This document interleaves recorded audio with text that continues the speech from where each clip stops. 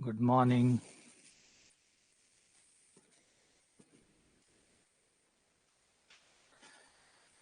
Very good morning.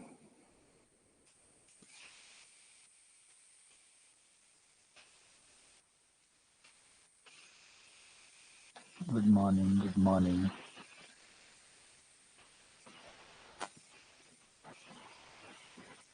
Suprabhat. Good morning. Good morning. Good morning. Very good morning. Radhe Radhe.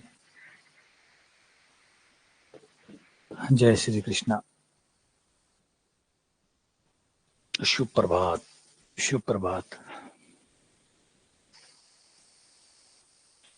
हाँ, नए topic के साथ आप सभी का बहुत बहुत स्वागत है. आज कुछ नया पढ़ने वाले हैं, कुछ अच्छा पढ़ने वाले हैं, कुछ बेहतर पढ़ने वाले हैं. अच्छा, सुन के बुरा लगा रोहित. ओम नमः शिवाय. ओम नमः शिवाय.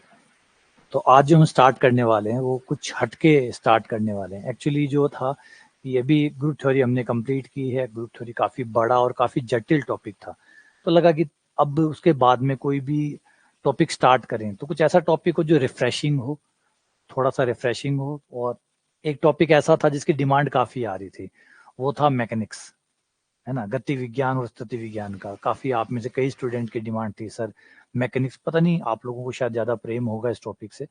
मुझे लगा कि आपकी डिमांड है, काफ़ी टाइम से ये कई कई स्टूडेंट ने ये डिमांड की थी, सर मैकेनिक्स कब स्टार्ट होगी, मैकेनिक्स कब स्टार्ट होगी. तो लगा मैकेनिक्स का टाइम आ गया है शायद. आप लोग भी इंटरेस्टेड हैं, मैं भी इंटरेस्टेड हूँ, क्योंकि टॉपिक अच्छा है, कूल टॉपिक है, बड़ा शानदार, बड़ा प्यारा सा टॉपिक है. तो शुरू कर लेते हैं, इसी को पढ़ लेते हैं, है ना. बाकी चीज़ें पढ़ें उससे पहले इसी को स्टार्ट कर लेते हैं. तो इसके दो पार्ट है, मैकेनिक्स के दो हिस्से हैं. एक है स्टैटिक्स मतलब स्थिति विज्ञान, एक है डायनेमिक्स मतलब गति विज्ञान. तो दो विज्ञान हमारे पास है और बड़े अच्छे हैं. फिजिक्स है, ओवरऑल आप फिजिक्स पढ़ने वाले हैं. कोई भी स्ट्रेस आपको नहीं मिलेगा.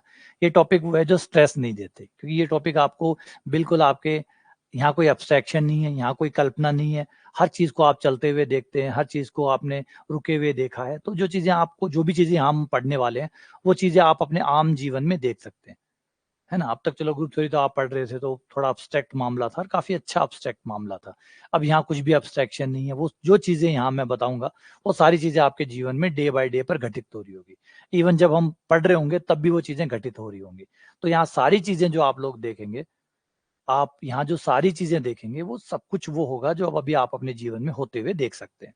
तो बहुत प्यारा सा टॉपिक है, फिजिक्स का टॉपिक है. अच्छी चीज है कि आपको थोड़ी सी फिजिक्स का भी इंटरेक्शन मिलेगा कि कैसे फिजिक्स काम करते हैं, कैसे आपके डे बाय डे में फिजिक्स काम करती है. ठीक है, तो आज हम शुरू करने वाले हैं डायनेमिक्स. तो मैकेनिक्स के दो पार्ट है, एक है स्टैटिक्स स्थिति विज्ञान, एक है गति विज्ञान डायनेमिक्स. ठीक है ना.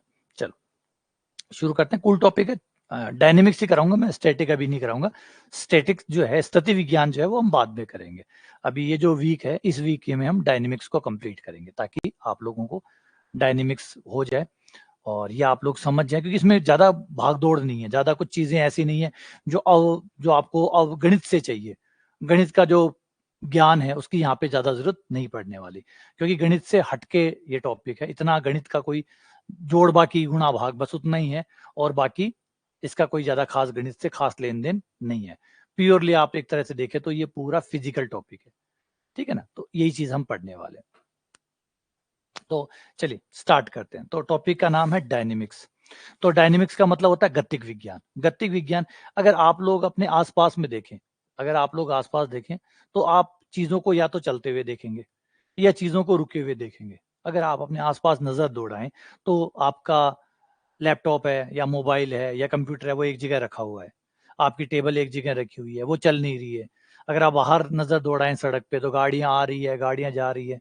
तो अगर हम पूरे सिस्टम को देखें तो हमें दो ही प्रकार के नज़ारे नजर आते हैं. एक तो वो जो चीजें रुकी पड़ी है, एक वो चीजें जो चल रही है. एक वो चीजें जो रुकी पड़ी है और बहुत लंबे समय से भी अपनी जगह पे खड़ी है. जैसे पेड़ों को देखो, वो बहुत लंबे समय से अपनी जगह पे खड़े हैं. बहुत सारी चीजें ऐसी है जो रनिंग है और कंटिन्यू रनिंग है. जैसे पृथ्वी को देखो, ग्रहों को देखो, ये अनंत काल से, पता नहीं कब से इन लोगों ने गति करनी शुरू की है और करे ही जा रहे हैं, और पता नहीं ये कब तक गति करेंगे. अगर हम जिस पृथ्वी पर, जिस गोले पर हम बैठे हैं, अगर हम उसकी कल्पना करें तो ये बहुत बहुत समय पहले से ही गति कर रहा है और करे जा रहा है, और शायद बहुत लंबे समय तक, जब तक ये सोलर सिस्टम रहेगा, ये तब तक गति करता रहेगा, है ना। जिस गोले पर हम हैं वो लगातार गति कर रहा है, सूर्य के चारों तरफ चक्कर लगा रहा है, तो गति तो हो रही है। तो हम एक ऐसी गाड़ी में बैठे हैं जो लगातार चक्कर काट रही है, हम गतिशील है। अगर कोई ये कहे कि ये पेन रुका हुआ है, या ये टेबल रुकी हुई है, या ये बोर्ड रुका हुआ है, तो रुका हुआ नहीं है। रुका हुआ इसलिए कि जहां आप देख रहे हैं, आप अपने सापेक्षिक देख रहे हैं, आप रुके हुए हैं, आपको ये बोर्ड रखा हुआ है। लेकिन जिस पृथ्वी पर हम हैं, जिस गोले पर ये सब कुछ चल रहा है, वो गोला घूम रहा है, बहुत तेजी से घूम रहा है, यानी सब चीजें चल रही है। कोई चीज स्थिर नहीं है, कोई चीज स्थिर नहीं है, क्योंकि पूरा गोला घूम रहा है, तो कोई चीज स्थिर कैसे हो सकती है। हाँ ठीक है, एक कॉन्टेक्स्ट में आप कह सकते हैं कि चीजें रुकी हुई है।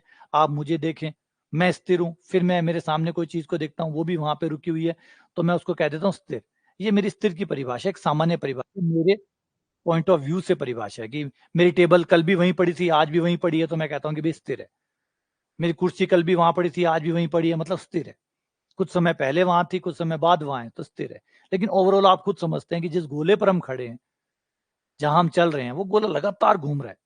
और अगर इसकी स्पीड की बात करें तो ये लगभग लगभग 1.25 लाख किलोमीटर प्रति घंटा की स्पीड से घूमता है। 1.25 लाख किलोमीटर प्रति घंटा की स्पीड से ये घूमता है। यानी जब रात को 8 घंटे आप सोते हो और सुबह जब 8 घंटे उठते हो, रात को जब सोते हो, जब उठते हो, तो इतने में तब 8 लाख किलोमीटर की यात्रा हम कर चुके होते हैं। 8 लाख किलोमीटर की यात्रा हम हर दिन जब सो के उठते हैं, तो हमारी जो खटिया है या हमारा जो बेड है, वो 8 लाख किलोमीटर यात्रा कर चुका होता है। अजीब है पर ये सच है। तो सोचिए, हम रुके हुए हैं, लग रहा है कि हम रुके हुए हैं, हम तो उसी बेड पे सोए थे, उसी बेड पे उठे थे। लेकिन अगर कोई पृथ्वी से बाहर कोई खड़ा है और वो देखे, तो उसे नजर आएगा कि आप एक बेड पे सोए हुए हैं और वो बेड बहुत तेजी से घूम रहा है, वो बेड बहुत तेजी से घूम रहा है। और लगभग लगभग आप जब तक उठते हैं तो 8 लाख किलोमीटर की यात्रा कर चुके होते हैं। तो एक एग्जाम्पल समझ में आता होगा कि भाई किस तरीके से चीजें चल रही है। तो इस पूरे ब्रह्मांड में दो ही प्रकार का सिस्टम काम करता है, या तो ठहरने का या चलने का। या तो चीजें गतिमान है या चीजें स्थिर है। तो बस उन्हीं चीजों को हमने बांट लिया। और ये अगर अगर हम शुरुआत करें मानव सभ्यता की, तो मानव सभ्यता में सबसे पहले शुरुआत में यही आया था कि कोई चीजें चल रही है तो क्यों चल रही है, कोई चीजें रुकी हुई है तो क्यों रुकी हुई है, वो चल क्यों नहीं रही है, और जो चल रही है वो रुकेगी कैसे, है ना। तो शुरुआत से ही अगर हम पूर्व मानव सभ्यता का पहला हिस्सा उठाएं, जहां से मानव के अंदर पहली बार जिज्ञासा जागी होगी, तो सबसे पहले जिज्ञासा यही जागी होगी कि किसी चीज को कैसे फेंका जाए, कैसे उसको गति करवाई जाए, कैसे उसको रोका जाए, कैसे चलाया जाए। तो कुल मिला के आपने शुरुआती हिस्से में जो सीखा होगा वो है गति और रोकना। आपने गाड़ी बनाई होगी तो गाड़ी को सोचा कि गाड़ी को चलाया कैसे जाए, और चलाया जाए तो उसको रोका कैसे जाए। तो कुल मिला के दो स्थितियां आपने अपने जीवन में देखी कि चीजों को चलाना और चीजों को रोकना। एक मिनट।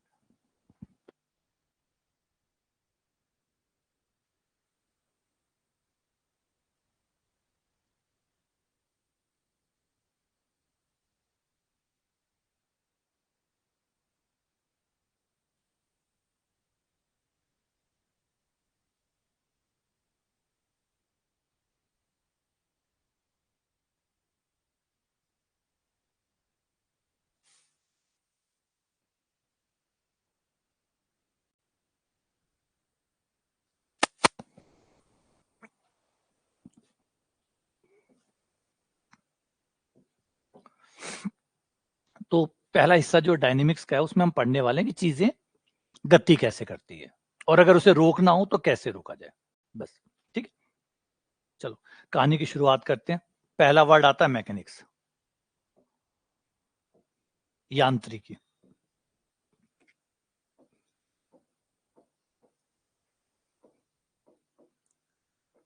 मैकेनिक्स, या हिंदी में बोले यांत्रिकी। देखो यांत्रिकी का मतलब क्या होता है। सबसे पहले यांत्रिकी समझना कि ये एक ब्रांच है, गणित की ब्रांच भी है, फिजिक्स की ब्रांच भी है। तो यांत्रिकी का सीधा सीधा मतलब होता है तीन चीजें। पहला है आपका बल, जिसे आप फोर्स कहते हैं। दूसरा है आपकी ऊर्जा, एनर्जी। और तीसरा है उनकी गति, उनकी गति। इन तीनों चीजों के बारे में आपस में क्या रिलेशन है, बल का गति से क्या संबंध है, ऊर्जा का बल से क्या संबंध है, ऊर्जा का गति से क्या संबंध है, इन तीनों चीजों में आपस में संबंध है। यार आप अच्छे से जानते हैं, किसी चीज को आप धक्का देंगे तो वो गति करने लग जाती है। धक्का लगाने के लिए आपको ऊर्जा चाहिए। हर कोई तो धक्का नहीं लगा सकता, हर कोई तो धक्का नहीं लगा सकता, ऑब्वियसली बात है। और कौन कितना धक्का लगा सकता है ये उसके शरीर के बनावट पे यानी उसकी ऊर्जा पे डिपेंड करता है। तो ये जो तीनों चीजें आपस में कोरिलेटेड है, आपस में जुड़ी हुई है। अगर आप में अच्छी ऊर्जा है तो आप अच्छा बल लगा सकते हैं, अच्छा बल लगाएंगे तो अच्छी गति हो जाएगी।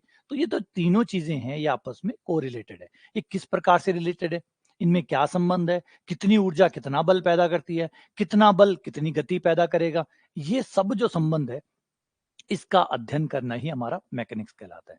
तो मैकेनिक्स इन तीन चीजों के बारे में, इन तीन चीजों के बारे में, इन तीन चीजों को समझना ही मैकेनिक्स है। इन तीन चीजों के बारे में समझना कि बल, ऊर्जा और गति में आपस में क्या संबंध है। रिपीट कर रहा हूं, अभी फॉर्मूले की बात नहीं कर रहा हूं, अभी सिर्फ समझा रहा हूं कि अगर सोचिए आप बल का इस्तेमाल करके चीजों को रोकते भी हैं और चीजों को गति भी करवाते हैं। किसी गाड़ी आ रही है, किसी को रोकना हो, है ना, तो आप कैसे रोकते हैं, बल लगा के। तो बल लगा के आप रोकते भी हैं चीजों को, ऐसा नहीं है कि गति करवाते हैं, चीजों को रोका भी जाता है। जैसे ब्रेक है, ब्रेक गाड़ी को रोकता भी है, और वहीं एक्सीलेटर है, वो गाड़ी को चलाता भी है। तो आप दोनों ही काम करते हैं, बल दोनों ही हिस्से में काम करता है। गाड़ी को रोकना हो तो भी बल लगाया जाता है, और गाड़ी को चलाना हो तो भी बल लगाया जाता है। और बल के लिए चाहिए होती है ऊर्जा, बल के लिए चाहिए होती है ऊर्जा, चाहे वो पेट्रोल से आ रही हो चाहे अपने शरीर से आ रही हो, ऊर्जा का रोल तो उसमें रहेगा रहेगा।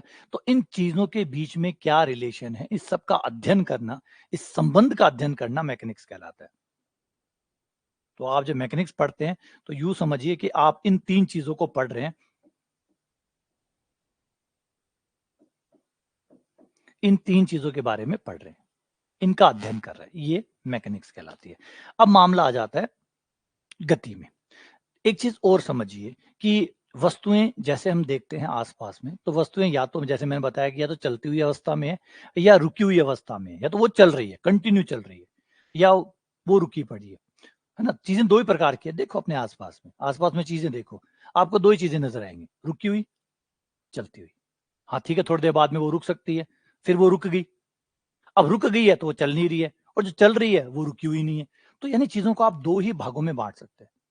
आप किसी भी चीज को अभी अभी इस क्षण किसी भी चीज को देखें तो आप बता सकते हैं ये चल रही है, ये रुकी हुई है। कोई चीज ऐसी है जो चल और रुकी दोनों एक साथ हो, जवाब है नहीं, या तो चल रही है या रुकी हुई है।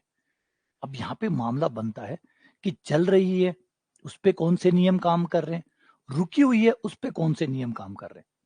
जो चल रही है उस पे कौन सी नियम काम कर रहे हैं, मतलब वो कैसे चल रही है, और जो रुकी हुई है वो कैसे रुकी हुई है। तो यहां पर हम बात करेंगे गति में भी दो चीजें,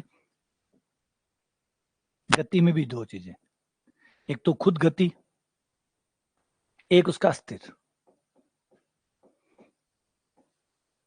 स्थिर कैसे, स्थिर कैसे, रुकी हुई कैसे। जैसे टेबल है ना, टेबल फर्श पे रखी हुई है, वो हिल क्यों नहीं रही है, चलो हिल ना रही है, गिर क्यों नहीं रही है, वहां पे ठहरी क्यों पड़ी है। तो ये जो सवाल है, जो स्थिरता के सवाल है कि स्थिर कैसे रह सकती है, कोई वस्तु स्थिर कैसे रही हुई है, स्थिर तो नहीं। ये देखो पेन रहा, इस पेन को रखो, ये स्थिर नहीं रहेगा, गिर जाएगा। तो ये गिर क्यों रहा, टेबल क्यों नहीं गिर रही, टेबल क्यों नहीं गिर रही। तो आप कहोगे चार टांगे, तो चार, इसका मतलब जो चार टांगे में होता है वो स्थिर होता है, दो टांग वाला स्थिर नहीं हो सकता। हम इंसान दो टांग वाले, फिर स्थिर कैसे। टेबल चार टांग वाली है इसलिए स्थिर है, तो हम तो दो टांग वाले, हम स्थिर कैसे, हम दो टांग वाले स्थिर कैसे। और क्या ये मानना है एक टांग वाला स्थिर नहीं हो सकता, जवाब तो भी हो सकता है। तो इसका मतलब कुछ रूल है, कुछ ऐसे नियम है जिनकी पालना अगर करी जाए तो चीजों को स्थिर किया जा सकता है। अब वो कौन से नियम है जो किसी चीज में स्थिरता लाते हैं, किसी चीज में स्थिरता लाते हैं, और कौन से ऐसे नियम है जो किसी चीज को गति करवाते हैं। तो इन दोनों के बारे में ही हमें पढ़ना है, और ये दोनों ही चीजें हमारे दो विज्ञान कहलाएंगे। ये दोनों ही चीज मैकेनिक्स में दोनों आ जाता है, मैकेनिक्स में चलना भी आता है और रुकना भी आता है। रुका हुआ है तो क्यों रुका हुआ है, ठहरा हुआ है क्यों स्थिर है, इन सब के बारे में। चल रहा है तो कैसे चल रहा है, चल रहा है तो कितनी दूरी तय करेगा, कितने समय में दूरी तय करेगा, है ना? ये सारे सवाल हमारे वजह मान लीजिए एक बंदूक से गोली चलाई, तो ये गोली दीवार में कहाँ तक अंदर तक जाएगी? अगर मैंने एक गोली चलाई और वो दीवार में जाके मान लो लगती है, तो वो गोली दीवार में कहाँ तक जाएगी? किसी बॉल को मैंने ऊपर फेंका, बॉल ऊपर कहाँ तक जाएगी? कितने समय में वापस आएगी? तो ढेर सारे सवाल इसके साथ पैदा हो जाते हैं। लेकिन इसके लिए पहले आपको नियमों को समझना होगा कि बॉल को फेंकने के नियम क्या है? वो किस नियम की पालना करते हैं? अगर आप नियम समझ गए, तो आप ये बता पाएँगे कि बॉल कितनी देर में आपके पास वापस आएगी? बॉल रुकने से पहले कितनी दूरी तय करेगी?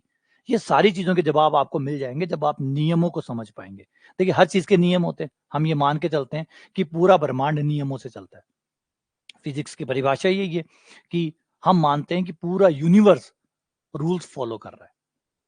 पूरा यूनिवर्स रूल फ़ॉलो कर रहा है, हमें पता हो या ना पता हो। बस हम कोशिश कर रहे हैं कि उन रूलों को पता कर पाएँ। क्योंकि जब रूलों को पता कर लेंगे कि ये किस रूल से चल रहा है, तो फिर हम उसको अपने हिसाब से चला पाएँगे। तो ये हमारा फिज़िक्स की बेसिक अंडरस्टैंडिंग है कि दुनिया की हर चीज़, पूरा ब्रह्मांड नियमों पे चलता है। फिक्स नियम है जिसकी पालना करता है। इस नियमों की पालना सजीव भी करता है और निर्जीव भी करता है। सजीव भी करता है, आपका पत्थर भी नियमों को मानता है और आप खुद सजीव हैं, आप भी नियमों को मानते हैं। यानी ब्रह्मांड का कण-कण नियमों से बंधा पड़ा है और नियमों को मानना ही पड़ेगा। जैसे अगर मैं आपको छत से गिराया जाऊँ और एक पत्थर को गिराऊँ, तो आप दोनों ही नीचे आके टकराओगे। आप तो सजीव हैं, पत्थर तो निर्जीव है, तब भी आप आके ज़मीन से ही टकराएँगे। कोई फ़र्क नहीं पड़ेगा कि आप सजीव हैं या आप निर्जीव हैं। अगर चौथे माले से गिराया जाए, तो दोनों ही नीचे आके गिरोगे, ठीक है? और दोनों में ही टूट-फूट होगी, पत्थर में भी होगी और आप में भी होगी। हो सकता है कम-ज़्यादा वो आपके द्रव्यमान और बहुत सारी चीज़ों पे डिपेंड करेगा, लेकिन प्रकृति के नियमों से आप अलग नहीं हैं, ठीक है ना? तो प्रकृति के नियम जो हैं, वो सीधे तौर पे आप पे काम करते हैं, ठीक है? अब वो नियम क्या है, वो समझना है हमें। तो मैकेनिक्स में हम नियमों को समझने की कोशिश करेंगे, ठीक है ना? चलो, आ जाओ।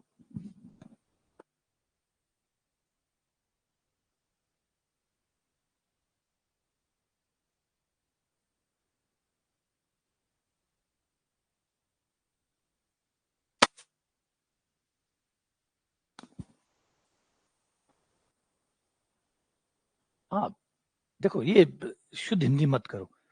मैंने कहा कि कोई वस्तु जो रुकी हुई है, वो क्यों रुकी हुई है? तो कह रहा है संतुलन के कारण। संतुलन क्या है? संतुलन किसे कहते हैं? वही तो है ना, बेसिक पे हम जाना नियमों पे जाना चाहते हैं कि कौन से नियम है, जिसके कारण ये होता है, वो नियम क्या है? बेसिक नियम क्या है? वो तो एक पर्यायवाची शब्द हो गया। मैंने कहा कि कोई वस्तु ठहरी हुई है, तो आपने कहा संतुलित है। तो ये तो पर्यायवाची शब्द हो गया ना, रुकी हुई है, ठहरी हुई है, संतुलित है। क्यों ठहरी हुई है? बात तो उसकी है। वो बेसिक नियम क्या है, जिसकी वजह से कोई चीज़ ठहरती है और चलती है? ये सब चीज़ें जो है, वो हम पढ़ने वाले हैं। तो शुरू करें? तो इसमें हमारे पास 2 ब्रांचेज़ होंगी मैकेनिक्स के अंदर। एक तो रहेगी जिसमें हम गतिक के बारे में बात करेंगे, गति के बारे में बात करेंगे और दूसरे में हम बात करेंगे स्थिति के बारे में, जिसे हम डायनामिक्स और स्टैटिक्स कहते हैं। डायनामिक्स और स्टैटिक्स कहते हैं। दोनों में ही बस यही अंतर है कि यहाँ पे भी बल लग रहा है, यहाँ पे भी बल लग रहा है, ऊर्जा है, यहाँ भी बल है, ऊर्जा है। लेकिन यहाँ बल ऊर्जा अलग तरीके से काम में ली जा रही है, यहाँ बल और ऊर्जा अलग तरीके से काम रही है। यहाँ पे बल और ऊर्जा खर्च की जा रही है किसी वस्तु को गति करवाने में, यहाँ पे बल और ऊर्जा खर्च की जा रही है किसी वस्तु को स्थिर रखने के लिए। याद रखिए, ऊर्जा हर कोई खर्च कर रहा है। अगर आप चलते हैं तो भी ऊर्जा खर्च होती है और आप अपने आप को स्थिर करके बैठे हैं। अगर आप स्थिर करके बैठे हैं, बस स्थिर होके देखिए, तब भी ऊर्जा खर्च होती है। ऊर्जा तब भी आपकी खर्च होती है। यानी कुल मिला के ये ऊर्जा का अलग-अलग तरीके से यूज़ किया जा रहा है। एक है स्थिरता में यूज़ किया जा रहा है, एक ऊर्जा को गति में खर्च किया जा रहा है। आप वस्तु को गति कराते हैं, वो भी ऊर्जा खर्च होती है। वस्तु को स्थिर रखते हैं, तब भी ऊर्जा खर्च होती है। तो ऊर्जा का आप अलग-अलग इस्तेमाल कर रहे हैं और दोनों ही विज्ञान में हम पढ़ेंगे कि ऊर्जा का ये इस्तेमाल किस तरीके से किया जाता है। गति में कैसे खर्च की जाती है और स्थिति में कैसे खर्च की जाती है। ठीक है ना? चलो, थोड़ा-सा इतिहास को टंटोल लेते हैं, फिर वापस आ जाएँगे। सबसे पहले शुरुआती में जो मैकेनिक्स की शुरुआत थी, मैकेनिक्स की शुरुआत तो कोई थी ही नहीं, क्योंकि इसका कोई दिन ही नहीं था जिस दिन हम बात करें कि किसी आदमी के दिमाग में पहली बार ये सवाल आया हो। हज़ारों लोगों के दिमाग में सवाल आया, अगर हमारे भी आता है। अब जो साइंस नहीं पढ़ता उसके दिमाग में भी ये सवाल आता है, उसे नहीं पता, वो किसी साइंटिस्ट को नहीं जानता, फिर भी उसके दिमाग में ये सवाल ज़रूर आता है कि चीज़ें नीचे की तरफ क्यों आती है? ज़रूरी नहीं न्यूटन को ही सवाल ये पहले आया था, ठीक है, न्यूटन ने उसका जवाब ढूँढा था। सवाल तो हर किसी के मन में आता है। जो न्यूटन को नहीं जानता, उसके मन में भी ये सवाल आता है कि चीज़ें नीचे की तरफ क्यों आती हैं? मैं जब बॉल को फेंकता हूँ, तो वो ऊपर जाके वापस नीचे कैसे लौट आती है? ये जो सवाल है, ये जो बेसिक चीज़ है कि पानी का एक जहाज जो है, जो लोहे का जहाज है, वो पानी में नहीं डूबता, जबकि एक सुई डालते हैं तो वो डूब जाती है। तो ऐसा क्या है? ऐसी कौन-सी चीज़ें हैं, जो यहाँ पे काम कर रही है? कौन-सी चीज़ें हैं जिसकी वजह से ये सब कुछ हो पा रहा है? तो ये सबके बेसिक सवाल है जो सबके मन में आते हैं। तो शुरुआत अगर करें, जब पहले किसी भी दिमाग में किसी का सवाल आएगा, लंबे समय तक ये लोगों के बीच में दिमाग में सवाल आता रहता है। लेकिन बहुत कम लोग थे जो इस चीज़ को आगे तक ले गए, जिसमें से सबसे पहले आते हैं अरस्तू, एरिस्टोटल। उस समय इसे मेटाफिज़िक्स कहा जाता था। मेटाफिज़िक्स में उस समय इस तरीके से डिवाइडेशन नहीं था कि फिज़िक्स, ये जो फिज़िक्स जो भी चल रही है, ऐसी फिज़िक्स नहीं हुआ करती थी। मेटाफिज़िक्स का मतलब था नेचुरल फिज़िक्स, जो ब्रह्मांड में या दुनिया में जहाँ कहीं भी हो रहा है, जो विज्ञान है, उसको मेटाफिज़िक्स कहा गया था। मेटाफिज़िक्स याद रखिएगा। फिज़िक्स अलग चीज़ है, मेटाफिज़िक्स अलग है। उस समय फिज़िक्स नहीं हुआ करती थी। उस समय मेटाफिज़िक्स कहा जाता था इसको। मतलब सब कुछ पढ़ते थे आप उसमें, सब कुछ। फिज़िक्स में सब कुछ पढ़ा जाता था। सारी चीज़ें, जो प्रकृति में जो भी हो रहा है, जो भी मानव की समझ विकसित हो रही है, वो सब कुछ मेटाफिज़िक्स में आता था। तो शुरुआती दौर में एरिस्टोटल से कहानी शुरू होती है, जिसमें पहली बार हमें प्रमाण मिलता है कि भई एरिस्टोटल ने मैकेनिक्स बनाई थी, शुरुआती मैकेनिक्स, जिसे एरिस्टोटल मैकेनिक्स कहा जाता है। जिस समय तक ऐसा बस ये सोचा जाता था कि वस्तुएँ नीचे की तरफ आती हैं, नियम बनाए गए थे। लेकिन क्यों आती है, इसके ऊपर चर्चा नहीं थी। इसके ऊपर चर्चा नहीं थी। कोई वस्तु गति कर रही है तो वो गति करती रहेगी, जब तक आप उसे रोकोगे नहीं। कोई वस्तु रुकी हुई है तो वो रुकी रहेगी जब तक आप उसको धक्का देके चलाओगे नहीं। तो ये शुरुआती नियम थे, ये सबको पता थे और ये धीरे-धीरे पर्शियन में भी लोगों को पता थे। उसके बाद में अगर हम ईरान में आते हैं, इराक में आते हैं, वहाँ पे भी लोगों को ये नियम पता थे। तो ये नियम बहुत समय तक लोगों को पता थे, लेकिन कोई भी इसे समझ नहीं पाया था कि क्यों हो रहा है। हो रहा है ये सबको पता था। पानी नीचे की तरफ आता है। अगर आप पानी नीचे रख दें तो ऊपर नहीं चढ़ेगा, लेकिन ऊपर रख दें तो पानी नीचे आता है, ये सबको पता था। अगर आप किसी ऊँचाई पे जाके पानी को गिराएँ, तो वो अपने आप नीचे आ जाएगा। या किसी भी फर्श के ऊपर अगर डिफरेंस है, तो आप पानी गिराइए, पानी अपने आप ही ऊपर से नीचे की तरफ आ जाता है। तो पानी को ये रास्ता पता कैसे चलता है कि ऊपर कौन है, नीचे कौन है, ये कैसे वो पता कर लेता है। तो ये जो सारी चीज़ें थी, ये इंसान लगभग बहुत समय पहले से भी जानता था, न्यूटन से भी पहले। न्यूटन से भी हज़ारों साल पहले इंसान ये सब कुछ जानता था और इन नियमों का वो इस्तेमाल भी करता था। मकान बनाने में और बनाने में ये जो नियम थे, इनका इस्तेमाल हुआ करता था। लेकिन प्रॉब्लम सिर्फ़ एक थी कि किसी को ये नहीं पता था कि ऐसा होता क्यों है? ऐसा होता क्यों है? ये किसी को नहीं पता था। ये सबसे बड़ी प्रॉब्लम थी। यानी कोई भी नियमों के पीछे नहीं जा रहा था। जैसे सब मूवी देख रहे हैं, मूवी में हीरो है, हीरोइन है, विलेन है, लड़ाई हो रही है, लेकिन सब देख रहे हैं। कुछ सवाल हो गए कि ये बना कौन रहा है? इसका डायरेक्टर कौन है? इस मूवी को बनाने वाला डायरेक्टर कौन है? ये साउंड कहाँ से आ रहा है? कौन साउंड दे रहा है? तो पहली बार हमने फ़िल्म के पीछे जाके जानने की कोशिश की कि कौन था? और उसके लिए सबसे पहला योगदान जो दिया जाता है, वो न्यूटन को दिया जाता है। न्यूटन को इसलिए पहला योगदान दिया जाता है कि न्यूटन ने फ़िल्म के पीछे जाके देखा। नियम तो थे ही थे, लेकिन नियमों के पीछे जाके देखा कि ऐसा क्यों होता है? ऐसा किस लिए होता है? और जिस चीज़ ने न्यूटन को सबसे ज़्यादा मदद की, वो था उनका कैलकुलस, अवकलन। क्योंकि बिना अवकलन के ये नहीं हो सकता था। Sir Isaac Newton.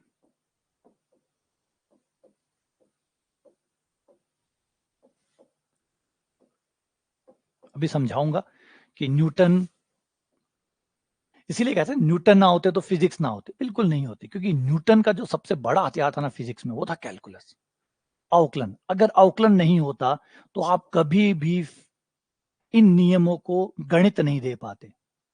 इन नियमों को आप गणित नहीं दे पाते। अभी बात करेंगे, उसके ऊपर चीज़ें करेंगे कि क्यों होता है ये? जो कैलकुलस, जो अवकलन है, अगर वो नहीं आ पाता, तो न्यूटन भी खाली हाथ ही जाते। न्यूटन भी खाली हाथ ही जाते, लेकिन न्यूटन के पास एक ब्रह्मास्त्र लग गया था, एक ज़बरदस्त टूल लग गया था, वो था कैलकुलस। और कैलकुलस से उन्होंने वो कमाल कर दिया जो और कोई नहीं कर पाया। न्यूटन से पहले बहुत से लोगों को फिज़िक्स के नियम पता थे। ये जो भौतिक के नियम हैं, आप आर्किमिडीज़ को उठा लीजिए, आर्किमिडीज़ को पता था कि वस्तुएँ तैरती क्यों हैं, डूबती क्यों हैं। यूक्लिड को भी पता था भौतिकी के बहुत सारे नियम। इवन यूक्लिड ने अपनी किताब में लिखा भी था कि चीज़ें नीचे आती है तो कैसे आती है। तो बहुत सारे नियम यूक्लिड को भी पता थे, आर्किमिडीज को भी पता थे, बहुत से लोग थे बीच में जिन लोगों को ये सारे नियम पता थे। लेकिन कहानी जो चूक रही थी वो ये थी कि हो कैसे रहा है, ये हो कैसे रहा है। जैसे वस्तुएं नीचे की तरफ आती है, सबको पता था। ये मत सोचिए कि न्यूटन को न्यूटन पहला व्यक्ति था जिसको ये पता था कि वस्तुएं नीचे आती है, या न्यूटन के सर पे ही एप्पल जो है वो गिरा था। नहीं, अगर कोई और भी खड़ा हो तो उसके सर पे भी गिरता वो। तो पहले भी गिरते आए हैं चीजें, पहले भी चीजें नीचे आती थी, सब आते थे, सबको पता थे ये चीज। लेकिन पता नहीं था वो था कि क्यों आती, क्यों वर्ड जो था वो गायब था। ऐसे ही, और ये जो क्यों वर्ड था इसको सही ढंग से समझने के लिए जिसकी जरूरत थी वो थी गणित। क्योंकि याद रखिए, फिजिक्स तब तक आपको समझ नहीं आती जब तक आप गणितीय आधार नहीं बना लेते। क्योंकि गणित अभी समझाऊंगा, यहाँ पे बात करेंगे, जब मैं समझाऊंगा बात करेंगे कि क्यों कैलकुलस जरूरी है। आप बिना कैलकुलस के मैकेनिक्स की कल्पना ही नहीं कर सकते। अगर अवकलन नहीं होता तो आपकी मैकेनिक्स होती ही नहीं, संभव ही नहीं होती, किसी हाल में भी संभव नहीं होती। बिना अवकलन के, बिना कलन के आपकी मैकेनिक्स बेजान होती, निर्जीव होती, और वो सिर्फ नियम नियम बन के रह जाती, उससे ज्यादा और कुछ भी नहीं होता। ठीक है, तो सबसे पहले आइजैक न्यूटन आते हैं जो कमाल करते हैं। और उन्होंने का जो कमाल था वो सीधा सीधा था। उन्होंने माना, देखिए ध्यान से समझिएगा बात को, पहले थोड़ा सा कहानी का सार समझ लो, फिर पढ़ने का मजा आएगा।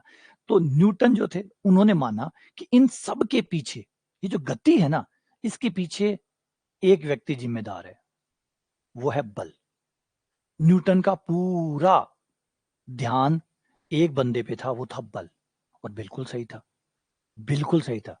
क्योंकि ऑब्वियसली बात है, बल लगाने से ही चीजें चलती है, और बल लगाने से ही चीजें रुकती है। बल लगाने से ही चीजें तेज चलती है, और बल लगाने से ही चीजों को जल्दी रोका जा सकता है। तो न्यूटन का जो फिजिक्स थी उसके केंद्र में था बल। न्यूटन ने अपनी पूरी मैकेनिक्स के जो केंद्र में रखा वो रखा बल को, यानी फोर्स को। उन्होंने कहा कि एक्चुअली अगर आपको गति को समझना है तो आपको बल को समझना होगा। अगर आपने बल को समझ लिया तो आपको गति समझ में आ जाएगी। सबसे बड़ा कारण, अगर कोई वस्तु ठहरी हुई है या कोई वस्तु चल रही है तो इसमें जो जिम्मेदार है, जो जिम्मेदार व्यक्ति है, वो है बल। जैसे भारत अगर चल रहा है तो उसकी जिम्मेदारी संसद की है। आज जो भी प्रणाली है, जो भी व्यवस्था है, वो कहीं ना कहीं संसद से ही कानून बनते हैं, और संसद ही बनाती है। तो आज देश की जो भी स्थिति है, जो भी है, उसका सबसे बड़ा कारण जो है वो भारत की संसद है। क्योंकि संसद ही तय करती है कि देश कैसे चलेगा। संसद में क्या होता है, यही तो होता है ना, कि देश के चलने की दिशा तय होती है, कि देश में क्या होगा, क्या सही है और क्या गलत है, इस बात को निर्धारित कौन करता है, संसद। तो कुल मिला के जो पूरा भारत है वो संसद ही रन करती है कि क्या होगा, कैसे होगा, क्या चलेगा। तो सेम वही बात, पूरी मैकेनिक्स को जो चला रहा है, किसी वस्तु को जो चला रहा है, जो रोक रहा है, उसके केंद्र में है बल। और उन्होंने उस बल को कैसे गति के साथ जोड़ा, ये कमाल बात है। उन्होंने कहा बल equals to f equals to, ये देखो, ये न्यूटन थे, ये न्यूटन का था, ये न्यूटन थे, ये इससे पहले कोई नहीं कर पाया था, ये इससे पहले कोई नहीं कर पाया था। सबको पता था कि बल गति करवाता है, बल गति करवाता है। न्यूटन से पहले भी लोग जानते थे कि बल गति करवाता है, लेकिन कोई ये नहीं जानता था कि बल का गति से संबंध क्या है। कितना बल कितनी गति पैदा करता है, कितना बल कितनी गति पैदा करता है, ये किसी को नहीं पता था। सबको इतना पता था कि बल गति करता है, बल की वजह से गति होती है, लेकिन किसी को ये नहीं पता था कि बल की वजह से कितनी गति होती है, कितना बल लगाने पर कितनी गति होगी। ये जो मेजरमेंट था ना, ये मेजरमेंट सिर्फ न्यूटन के पास था। और उसमें अगर आप एक गौर करें तो एक बड़ा फैक्टर है, वो है अवकलन। अगर ये भाई साहब ना होते तो न्यूटन भी खाली हाथ जाते। जैसे मैंने कहा, न्यूटन भी खाली हाथ जाते, क्योंकि ये वो कभी भी ये तय नहीं कर पाते। ये था, ये चाबी थी, की ऑफ मैकेनिक्स। अगर ये चाबी न्यूटन के हाथ में नहीं आती तो फिर मैकेनिक्स वो शेर होता जिसके दांत नहीं है, पंजे नहीं है। सोचो, एक शेर है जिसके दांत और पंजे नहीं है, कैसा लगेगा वो, है? सोचो, एक कल्पना करके देखो, अगर एक शेर है, उसके दांत टूटे हुए हैं और पंजे टूटे हुए हैं। अब बच्चे थप्पड़ मार रहे हैं, पट, है ना, बच्चे खेल रहे हैं उसके साथ, कोई पूंछ पकड़ रहा है, कोई टांग पकड़ रहा है। कल्पना करके देखो, सोचो, एक शेर की कल्पना करो जिसके दांत सारे टूट गए, जिसके नाखून टूट गए हैं। अब कितना हानिकारक है वो, और कितना असरदार है वो, है ना। खाली शोर मचा सकता है, खाली शोर मचा सकता है, दहाड़ मार सकता है, बाकी क्या करेगा किसी के साथ। तो वैसा ही कुछ स्थिति ऐसी हो जाती। अगर ये ना होता तो ये वो शेर होता जिसके दांत नहीं है और पंजे नहीं है, बस वो नियम होते कि बल लगता है गति होती है, बल लगता है गति होती है। कितनी होती है बोले ये नहीं पता, बस बल लगता है गति होती है, बल लगता है गति होती है। तो कितनी होती है बोले ये नहीं पता, बस कह दिया ना बल लगता है गति होती है। कितनी होती है पता नहीं। तो पता नहीं का जवाब पता हो गया। ये था आइजैक न्यूटन। आइजैक न्यूटन ने ये चीज किया। अब इसके बाद में कहानी यहां खत्म नहीं होती, इसे न्यूटोनियन मैकेनिक्स कहते हैं, है ना। न्यूटोनियन मैकेनिक्स कहते हैं, न्यूटोनियन मैकेनिक्स, जो आप नॉर्मली 12th में पढ़ते हैं, जो आप 12th में पढ़ते हैं। 12th तक जो आपको मैकेनिक्स पढ़ाई जाती है, आप आईआईटी की तैयारी करें, चाहे जेई की आईआईटी जेई की करें, चाहे नीट की तैयारी करें, चाहे 11 12 पढ़ें, तो आपको जो पहली मैकेनिक्स पढ़ाई जाती है वो न्यूटोनियन होती है, जिसमें याद करिए बल बल बल। मुझे याद है जब मैं पहली बार 11th में आया था, जब हमें पढ़ाया गया था, तब हमारे टीचर ने कहा था ये समझ जाओ, ये समझ जाओ, इसको समझ जाओ, बस F बराबर एम में जो है इसको समझ जाओ, जो इसको समझ गया समझ जाओ वो फिजिक्स समझ गया, बस यही है सारा। 11 12 की मैथ में बस यही है, इस फॉर्मूले को जो समझ गया।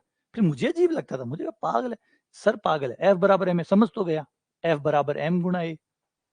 वो मेरी समझ, सोचो कि मेरी समझ क्या रही होगी उसमें। मेरे से इतना लगा कि एफ बराबर एम में तो क्या है, क्या समझना है इसमें, एफ बराबर है एम का मान रखो, ए का मान रखो, एफ आ जाएगा।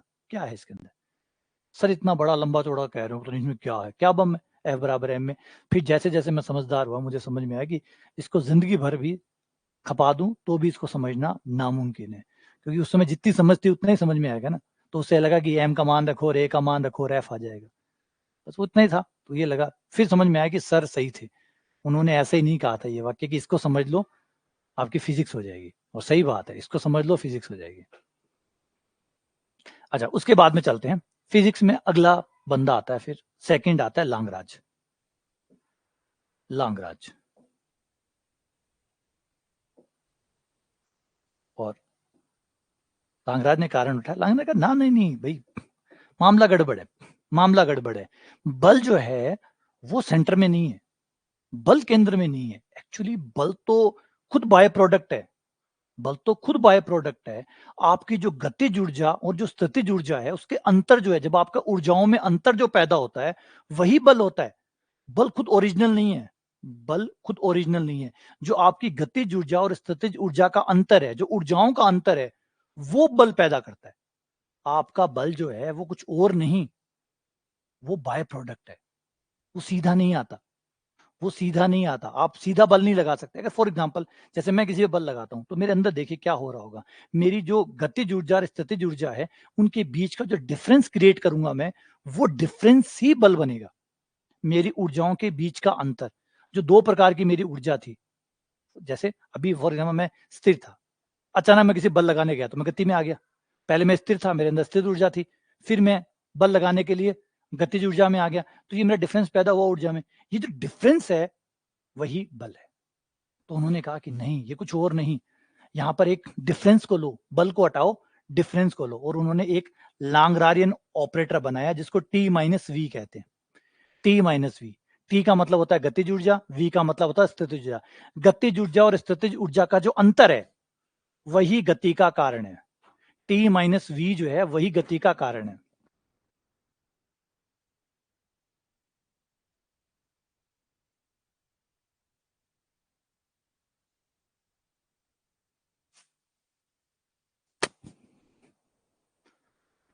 तो टी का मतलब है गतिज ऊर्जा, काइनेटिक एनर्जी, जो गति के कारण पैदा होती है, ये कहलाती है स्थितिज ऊर्जा। जो किसी वस्तु जब ठहरी हुई होती है उसके अंदर जो ऊर्जा होती है उसको स्थितिज ऊर्जा कहते हैं। इन दोनों का जो डिफरेंस होता है उसे लांगरारियन कहते हैं। उसे लांग्रारियन कहते हैं। लांग्रारियन आपका टी माइनस वी होता है। देखिए ये सिर्फ हाई लेवल, ये जो फिजिक्स आपने बीएससी में पढ़ी है वो सिर्फ याद करवा रहा हूँ, हमारे कोर्स का हिस्सा नहीं है ये हमारे कोर्स का हिस्सा नहीं, सिर्फ कनेक्ट करवा रहा हूँ आपको कि आप लोगों ने जो 11th-12th में पढ़ा है, जो आपने बीएससी में पढ़ा है, जो आपने एमएससी में पढ़ा है, आप 3 चीजें पढ़ते हैं। मैकेनिक्स को आप 3 बार पढ़ते हैं। फर्स्ट टाइम आप पढ़ते हैं न्यूटोनियन, सेकंड टाइम आप पढ़ते हैं लांग्रारियन। याद करिए बीएससी में आपने पढ़ा था लांग्रारियन। फिर आप एमएससी में आते हैं, तब आप पढ़ते हैं हैमिल्टोनियन जो थे, हैमिल्टन जो थे वो मैथमेटिशियन थे। फिर उन्होंने एक मैकेनिक्स दी, इसी मैकेनिक्स को आगे बढ़ाया, वो यहाँ लांग्रारियन आ गए और लांग्रारियन ने अपनी एक समीकरण दी जो कि बहुत फेमस थी, del d over d t. याद आता हो तो ऐसी इक्वेशन आप लोगों ने पढ़ी हो। और ये भी आप एक चीज देखेंगे कि यहां पर अवकलन का इस्तेमाल किया गया, यहाँ पे अवकलन का इस्तेमाल किया गया। तो लांगराज ने कहा कि बल पे फोकस मत करो, गतिज ऊर्जा और स्थितिज ऊर्जा के जो अंतर है उस पर फोकस करो, क्योंकि वही कारण है, वही केंद्र है ऊर्जा के पैदा होने का। ऊर्जा के पैदा होने का जो कारण है वो वही है। जो बल पैदा हुआ है, बल ओरिजिनल प्रोडक्ट नहीं है। आप बल को इतना महत्व दे रहे हो, बल ओरिजिनल नहीं है, ओरिजिनल है टी माइनस वी। जब आपकी गति जो भी अंतर आया होगा वो बल बन गया है और उसी बल ने फिर गति करवाई है। तो जो मेन इंपॉर्टेंट कारक है, जो न्यूटन ने माना था बल को, क्योंकि उस समय देखिए गलत नहीं था, वो गलत नहीं था, वो एक समझ थी, उस समय तक सही था। फिर थोड़ा हम एडवांस हुए, ऑब्वियसली बात है, आगे जा रहे हैं तो और एडवांस होते ही हैं। फिर लांगराज और एडवांस, लांगराज ने कहा नहीं, आप बल को आगे मत रखिए, आप रखिए टी माइनस वी को। आप इसे ऊर्जा के तौर पे देखिए, ऊर्जा के अंतर के तौर पे देखिए। जब किसी चीज में गति हो रही है तो एक्चुअली उसमें ऊर्जा का अंतर पैदा हो रहा है, उसके अंदर। और वो जो ऊर्जा का अंतर है वही उसके गति का कारण है। न्यूटन ने कहा गति का कारण बल है, लेकिन लांगराज ने कहा कि गति का कारण बल है, लेकिन बल ओरिजिनल नहीं है। एक्चुअल में जो गति का सही, जो और पीछे जाए, अगर समय में और पीछे जाएं तो पता चलेगा कि गति का सही कारण है ऊर्जा का अंतर। जो उसकी ऊर्जा है, वो जो पिंड है, उसकी गतिज ऊर्जा और स्थितिज ऊर्जा का जो डिफरेंस आया है, उसके कारण गति हुई है। ये दूसरा कारण हो गया। उसके बाद में आता है तीसरे बंदे, जिसका नाम है हैमिल्टन, और अपनी एक नई मैकेनिक्स लाते हैं जो कि और शानदार है, जिसे कहते हैं हैमिल्टोनियन मैकेनिक्स, जो आप नॉर्मली एमएससी में पढ़ते हैं। Hamiltonian mechanics. और वो कहते हैं कि नहीं, मामला इससे भी ज्यादा कॉम्प्लिकेटेड है। नहीं, ऊर्जा का अंतर नहीं है ये, ऊर्जा का अंतर नहीं है। हर चीज की कुल ऊर्जा हमेशा कांस्टेंट रहती है, हर चीज की कुल ऊर्जा हमेशा कांस्टेंट रहती है। ऊर्जा हमेशा आदान प्रदान होती है। मतलब आपका जो टी और वी है, ये आपस में इंटरचेंज होते रहेंगे। टी को वी मिल जाएगा, वी को टी मिल जाएगा।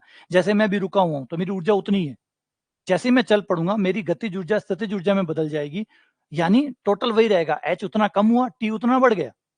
तो कुल ऊर्जा का जो है ना टोटल, वो तो बना रहता है, लेकिन गति का कारण है वो कुल ऊर्जा जो उसके अंदर है, जो पहले से उसके अंदर भरी पड़ी है ऊर्जा, वही उसके गति का कारण है। किसी में कम ऊर्जा, टोटल ऊर्जा अगर कम है तो उसकी गति भी कम है, जिसकी टोटल ऊर्जा ज्यादा है उसकी गति भी ज्यादा है। आपकी जो ओरिजिनल ऊर्जा जो आपके अंदर पहले से ही है, वही गति का कारण है, वही आपस में इंटरचेंज होती है। आप ज्यादा, आप अपनी ऊर्जा को, कुल ऊर्जा का, जैसे मान लीजिए आपके पास 100 रुपए है, आपके पास 100 रुपए, 100 रुपए में से 50 रुपए आपने इस जेब में डाल लिए, 50 इसमें डाल लिए। या आप ये कर सकते हो, यहाँ 70 डाल लो, यहाँ 30 डाल लो, रहने तो 100 ही है। यहाँ 90 डाल लो, यहाँ 10 डाल लो, या एक काम करो, यहाँ से सारे निकाल के यहाँ डाल लो, तो है 100 रुपए है ना, उन्हीं को तो इधर उधर कर सकते हो। तो हैमिल्टोनियन का नया आइडिया था कि नहीं, हर चीज की जो कुल ऊर्जा होती है वो नियत होती है, और वो बस अपनी ऊर्जाओं को आपस में ट्रांसफर करता रहता है, वो आपस में अपनी ऊर्जाओं को ट्रांसफर करता रहता है, इसी से गति होती है। और इन्होंने इसके नाम दिया हैमिल्टोनियन ऑपरेटर, जिसको कहते हैं एच, टोटल एनर्जी। उन्होंने टोटल एनर्जी जो है उसको कारक माना कि जो टोटल एनर्जी है वही गति को तय करती है। और इस तरीके से आपकी 3 मैकेनिक्स जो है वो तैयार होगी, फर्स्ट, सेकंड और third. First one is Newtonian, जिसमें फोर्स आप देखिए, जब आप 11th 12th में पढ़ते हैं तो खाली बल पकड़ के बैठ जाते हैं, F बराबर m में, F बराबर m में, F बराबर m में, और F ही आपका सेंटर होता है, क्योंकि न्यूटन ने सेंटर में बल रखा था। फिर उसके बाद में जब आप लांगरारन जाते हैं, जब आप बीएससी में जाते हैं, ऊर्जा संरक्षण का नियम, ये सब जो आप पढ़ते हैं, आप 8वीं में भी पढ़ते हैं, 11वीं 12वीं में भी पढ़ते हैं, बीएससी में भी पढ़ते हैं और एमएससी में पढ़ते हैं। तीनों में अंतर क्या है? अंतर है समझ का। जो समझ है वो अलग अलग है। 8वीं क्लास में आपकी ऊर्जा संरक्षण का नियम उतना ही है जितनी आपकी समझ है ना। 12th में थोड़ा और अलग हो जाता है, एमएस बीएससी में अलग हो जाता है, एमएससी में अलग हो जाता है। वैसे ही मैकेनिक्स जो है वो वही है, वस्तु वैसे ही चल रही है, गति सब कुछ वैसे ही कर रही है, उसकी गति को हम थोड़ा सा और गहराई से समझने की कोशिश कर रहे हैं। तो 3 जनों ने अलग अलग अपने योगदान दिए इसको समझने के लिए। न्यूटन ने दिया, जिसे न्यूटोनियन मैकेनिक्स कहते हैं, न्यूटन के द्वारा दी गई मैकेनिक्स न्यूटोनियन मैकेनिक्स। फिर इसको आगे जाए लांगराज ने ऊर्जा के अंतर को कारक माना, तब लांगराजियन मैथमेटिक्स बनी, मैकेनिक्स बनी, और उसके बाद में आ जाते हैं हैमिल्टोनियन, जिन्होंने हैमिल्टोनियन मैकेनिक्स बनाई। अब कौन सी बेटर है? जवाब नहीं, कोई भी बेटर नहीं, कोई भी बेटर नहीं है। कोई कहे ये ज्यादा बेटर है या वो ज्यादा बेटर, नहीं, सब अलग अलग तरीके से चीजों को एक्सप्लेन करती है। किसी ने बल के सहायता से एक्सप्लेन किया चीजों को, लांगराज ने डिफरेंस से, और हैमिल्टन ने ऊर्जा के। और याद रखिए ये कोई अलग अलग नहीं है, जब आप चाहें तो न्यूटन से लांगरान और लांगराज से न्यूटन बना सकते हैं, न्यूटन से हैमिल्टोनियन, हैमिल्टोनियन से आपस बना सकते हैं। ये तीनों फॉर्म आपस में इक्विवेलेंट है, तीनों फॉर्म आपस में इक्विवेलेंट है। आप एक रूप से दूसरे रूप में जा सकते हैं, एक रूप से दूसरे रूप में जा सकते हैं, क्योंकि चीज एक ही है, बस जैसे मैंने कहा कि गहराई का अंतर अलग अलग है, उतना ही फर्क है। बाकी किसी भी एक रूप को दूसरे रूप में बदला जा सकता है। तो यहां तक समझ में आया? तो ये क्लियर हुआ आपको कि आप लोग जो पढ़ते थे मैकेनिक्स को वो क्या होता था?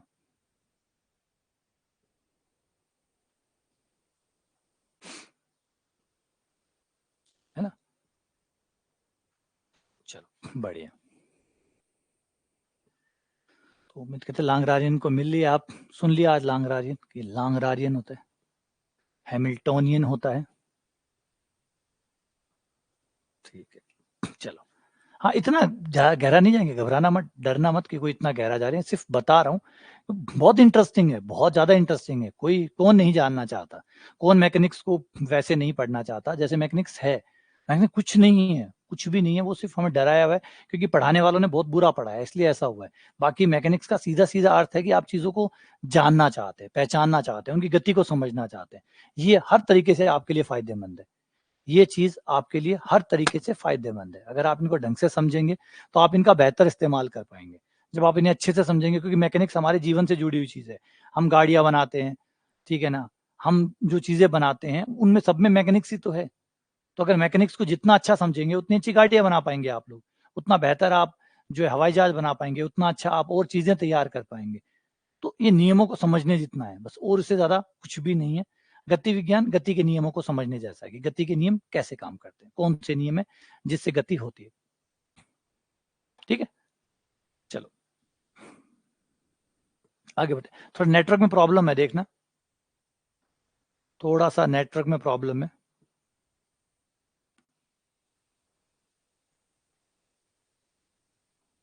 आवाज ठीक आ रही है? वीडियो क्लियर आ रहा है? बीच में नेटवर्क डिस्टर्ब कर रहा है, देखना आवाज ठीक है? सही है, ठीक है, आ जाओ। अब आ जाते हैं, डायनेमिक्स में भी दो डायनेमिक्स है, डायनेमिक्स में भी दो डायनेमिक्स है। एक होती है काइनेमेटिक्स, जिसे कहते हैं शुद्ध गति की, शुद्ध गति की मतलब आप इसमें बल के बारे में बातें ज्यादा नहीं करते, आप आज सीधा नॉर्मल बेसिक पे बात करते हैं।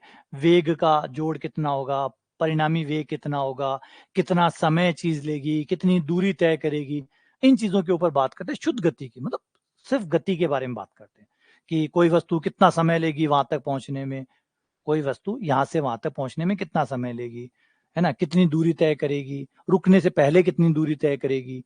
तो आप सिर्फ और सिर्फ उस बात की बात करते हैं तो शुद्ध रूप से गति होती है। आप बल की चर्चा नहीं करते, उन कारकों की बात नहीं करते जिससे गति हो रही है। जिनसे गति हो रही है, जैसे मैंने बता दिया कि ऊर्जा है और है, उनके बारे में आप ज्यादा चर्चा यहाँ पे नहीं करते। यहाँ आप सिर्फ गति के बारे में बात है, कितना समय लेगी, औसत वेग कितना होगा, परिणामी वेग कितना होगा, कितना समय लग जाएगा, ये जो क्वेश्चंस है आप इनके जवाब देते हैं। तो शुद्ध गति की, जिसे काइनेमेटिक्स कहते हैं, उसमें सिर्फ और सिर्फ आप गति का अध्ययन करते हैं, सिर्फ गति के कारकों का नहीं। गति और गति के कारक दोनों में अंतर है। कारक मतलब जिसकी वजह से गति हो रही है, जिसकी वजह से गति हो रही है उनकी बातें नहीं कर रहे आप सिर्फ गति की बात कर रहे हैं। भाई गाड़ी, ट्रेन रवाना हुई, कितनी देर में ट्रेन पहुंच जाएगी, कितनी दूरी तय करेगी ट्रेन, बस जल्दी कैसे पहुंचाया जा सकता है ना। किसी को नदी पार करनी है तो नदी जल्दी से कैसे पार हो जाएगी, कम दूरी में नदी कैसे पार हो जाएगी, कम समय में नदी कैसे पार हो जाएगी। नदी का बहाव है और आप नदी को पार करना चाहते हैं, तो आप नदी को कैसे पार करेंगे जल्दी पार हो जाए। बस यही क्वेश्चन हम यहाँ पे डील करेंगे। कोई बंदूक से मैंने गोली चलाई, तो मान लो वो जाके एक लकड़ी के अंदर, एक गुटका है उसके अंदर जाके चली गई, तो वो कितनी दूर तक उसके अंदर जाती है। किसी बॉल को मैंने हवा में फेंका, तो वो हवा में कितनी देर तक रहेगी।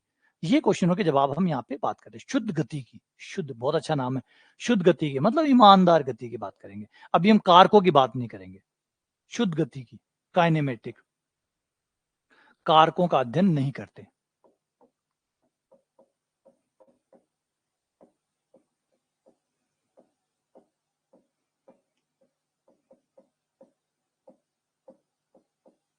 यहाँ पे हम कारकों का अध्ययन नहीं करते। इसे एलिमेंट्री भी कहा जाता है, एलिमेंट्री डायनेमिक्स भी कहा जाता है, जहां शुरुआती डायनेमिक्स होते हैं जिसमें पहले आप गति को पढ़ते हैं और फिर गति के कारकों को पढ़ते हैं। दूसरा आपका आता है बल गति की, बल गति की,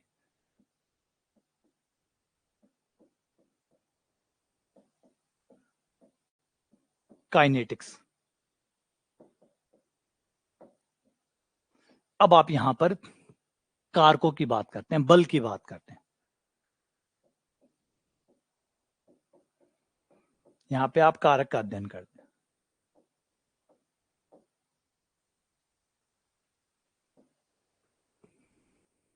यहाँ पे आप कारकों का अध्ययन करते हैं, बल का अध्ययन करते हैं, है ना। आप बल का अध्ययन करते हैं, भाई कैसे बल लगेंगे, कौन कौन से बल लगेंगे, बल का इफेक्ट क्या पड़ेगा, है ना, बल के कारण क्या क्या होगा। तो फिर बल के ऊपर चर्चा शुरू हो जाती है। यहाँ बल की चर्चा नहीं करते, यहाँ आप सिर्फ गति की बात करें। आप ये चर्चा नहीं करते कि बल कैसे लग रहा है, कौन सा लग रहा है, कितना लग रहा है ना, बस गति की बात हो रही है। यहाँ पर आपके शुरू हो जाती है गति की बात, तो आप कर चुके, अब गति की बात तो होनी नहीं है, अब किसकी बात करोगे, बल की। फिर बल की बात शुरू हो जाती है, तो यहाँ पे बल की बात शुरू हो जाती है, तो हम इसकी बात करते हैं।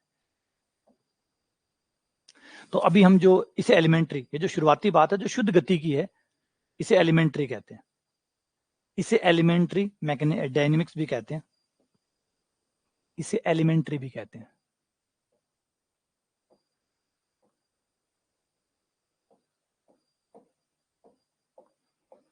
प्रारंभिक गति के, प्रारंभिक इसे कहते हैं कि शुरुआत में आप गति पढ़ेंगे ना, पहले तो आप लोग गति पढ़ेंगे, फिर आप ये जानना चाहेंगे कि भाई गति किससे हो रही है, उसका क्या रोल है, फिर पढ़ेंगे ना। पहले तो गति पढ़ना चाहेंगे कि कितना समय लेगी, क्या वेग होगा, कितनी दूरी तय करेगी, ये सब जानना चाहेंगे। तो शुरुआत में शुद्ध गति की, फिर जिसे एलिमेंट्री या प्रारंभिक गति की कहते हैं, और फिर उसके बाद में द्वितीय, या इसको आप उच्चतर गति की कह सकते हैं, एडवांस कह सकते हैं। तो आज हम जो हम अब पढ़ने वाले हैं, हम एलिमेंट्री पढ़ने वाले हैं। अभी जो शुद्ध गति की है वो पढ़ने वाले हैं, शुद्ध गति की पढ़ने वाले हैं।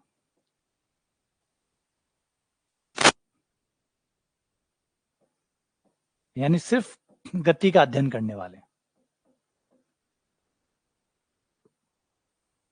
है ना।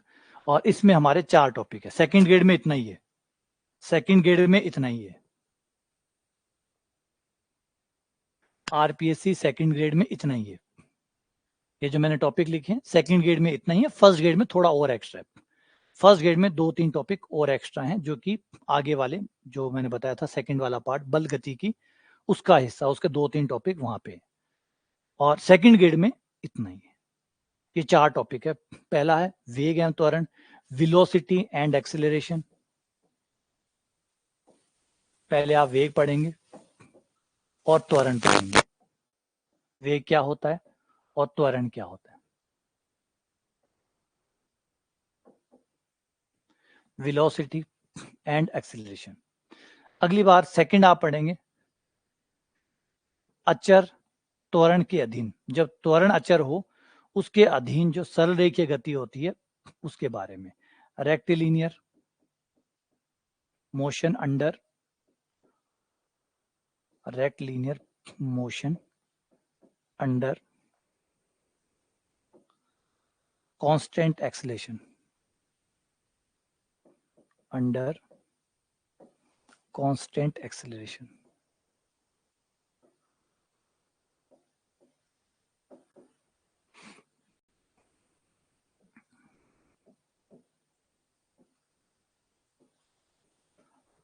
गति के नियम, law of motion, law of motion.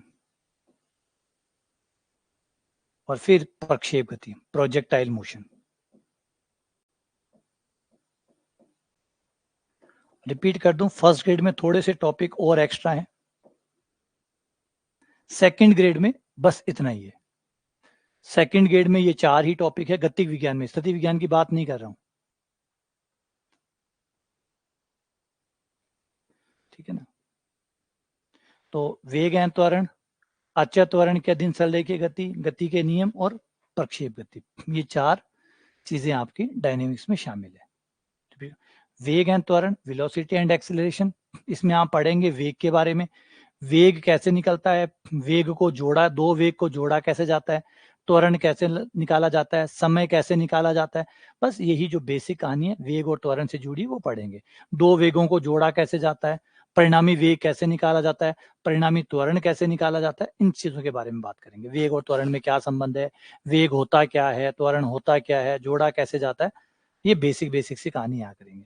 यहाँ होगा अचर त्वरण के अधीन गति, जब आपका त्वरण अचर हो, मतलब जो ए है वो अगर अचर रहे तो फिर जो गति है वो कैसे काम करती है। पहले तो त्वरण क्या होता है वो समझना, फिर अचर त्वरण जब होगा तो गति कैसी होगी उसके बारे में यहाँ अध्ययन होगा।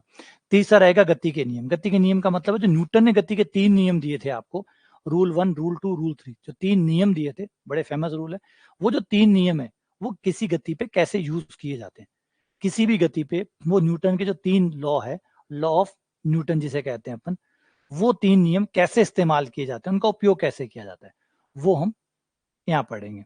और उसके बाद में प्रक्षेपीय गति, मतलब अगर मैं किसी भाले को फेंकूं नीरज चोपड़ा की तरह तो भाला कैसे जाएगा, या किसी बॉल को कोई खिलाड़ी ग्राउंड में जब बॉल को फेंकता है तो उसका पथ कैसा होता है, वो किस पथ से बॉल जो है वो उस खिलाड़ी से, जो प्लेयर लेके बैठा है, उस फील्डर से विकेट कीपर तक कैसे जाती है, उसका पथ क्या होता है, कितना समय लगता है, कितनी दूरी तय करती है, ये सारी चीजें प्रक्षेप गति में आएगी। तो प्रक्षेप गति में आप लोग ये चीज पढ़ेंगे,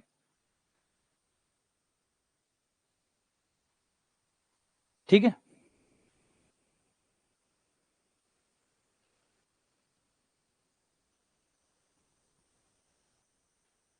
क्लियर है, आ गया। चलो, वो कह रहे फर्स्ट ग्रेड के कब पढ़ाओगे, मतलब ये छोड़ दें, पहले फर्स्ट ग्रेड वाले चालू कर दें, मतलब बेसिक तो रहने दें और पहले फर्स्ट ग्रेड वाले शुरू कर दें। मतलब कई बच्चे पता क्या करते हैं, कई बच्चे करते हैं सिलेबस रखते हैं, कोर्स को रखते हैं आमने सामने और देखते हैं कौन सा टॉपिक नहीं हुआ है।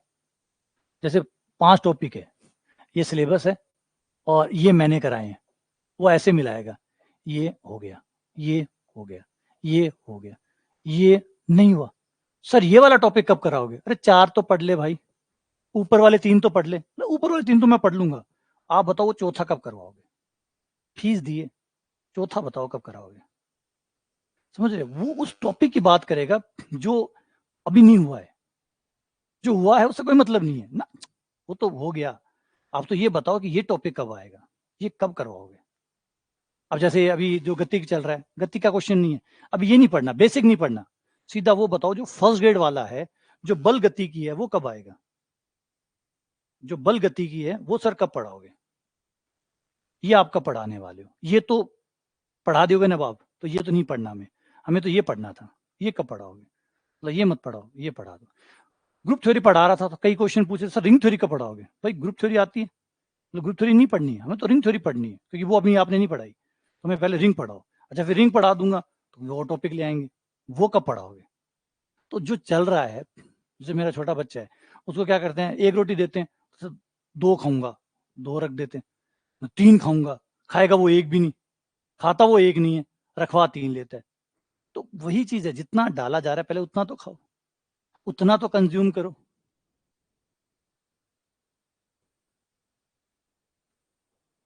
ठीक है, जितना आपको दिया जा रहा है उतना तो खाओ यार। सब चीजें आएंगी और बारी बारी से आएंगी, एक साथ तो आ नहीं सकती सारी चीजें।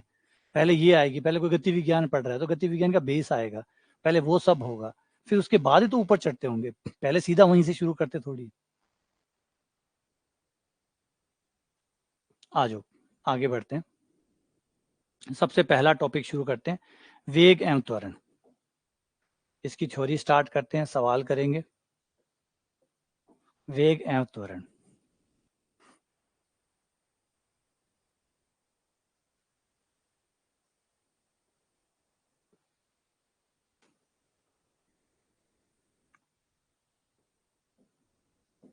सबसे पहले दूरी।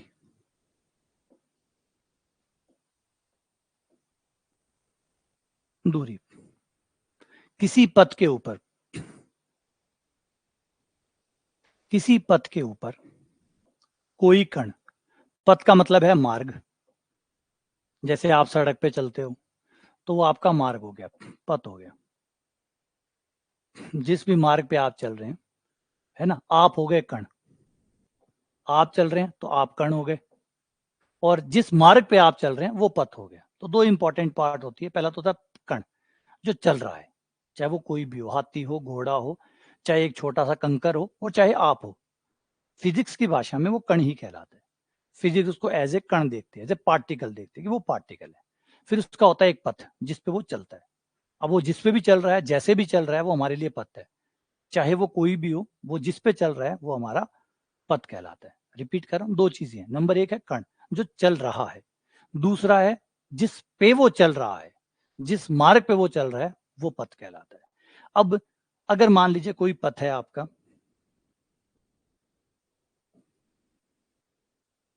कुछ इस तरीके का पथ है, ये आपका पथ है।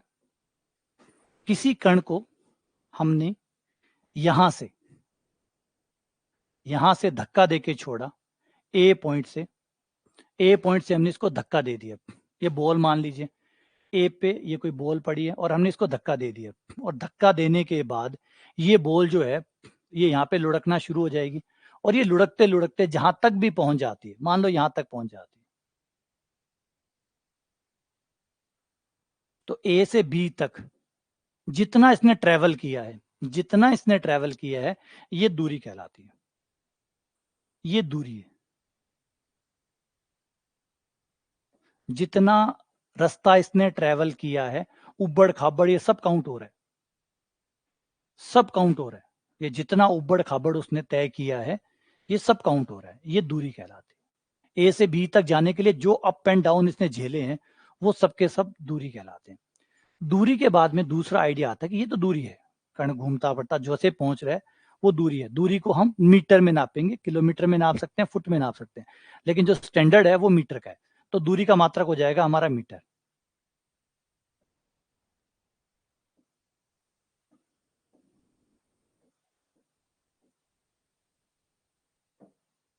ठीक है, अब दूरी के साथ हम बात करते हैं कि अगर हम इसे सदिश में देखें, अगर हम इसे सदिश में देखें, सदिश तो उबड़ खाबड़ नहीं होते, सदिश तो उबड़ खाबड़ नहीं होते, सदिश तो सीधी रेखा होता है, सदिश सीधी दिशा। अगर हम इसी चीज को ए को ये देखें और अंतिम पॉइंट बी को देखें, तो हमें नजर आएगा कि ये इस दिशा में गया है। ऑब्वियसली बात है, जैसा पथ ने चलाया होगा वैसे चला होगा।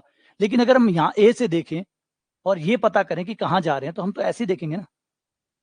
तो ये देखेंगे हम यहाँ पे खड़े थे और यहाँ से हमने बॉल को यहाँ पहुंचा दिया। अगर इसी चीज को हम ए पॉइंट और बी पॉइंट को एक दिशा के तौर पे देखें, तो इसे सदिश बन जाता है, जिसको विस्थापन कहते हैं। विस्थापन या डिस्प्लेसमेंट, दोनों में क्या अंतर है? दोनों एक ही चीज है, लेकिन दोनों में आइडिया है अदिश और सदिश का। दोनों में जो बेसिकली आइडिया है वो है अदिश और सदिश। देखो, दूरी आपको दिशा नहीं बता रही थी, दूरी आपको ये नहीं बता रही थी कि आप कहाँ जा रहे हो, नहीं बता रही थी। देखो, दूरी आपको मैंने कहा 4 किलोमीटर, तो 4 किलोमीटर समझ में आया आप किधर गए? आपको समझ में आया आप किधर गए? नहीं, आपको समझ में नहीं आया। बस आपको इतना समझ है कि 4 किलोमीटर चला हूँ, किधर चला हूँ, किधर नहीं चला हूँ, कहाँ गया हूँ, कुछ नहीं पता चला। तो इसमें एक अधूरी जानकारी है। वैसे पर्याप्त है कि कोई पूछे कितना चले हो, 4 किलोमीटर चला हूँ, सीधी सी बात है।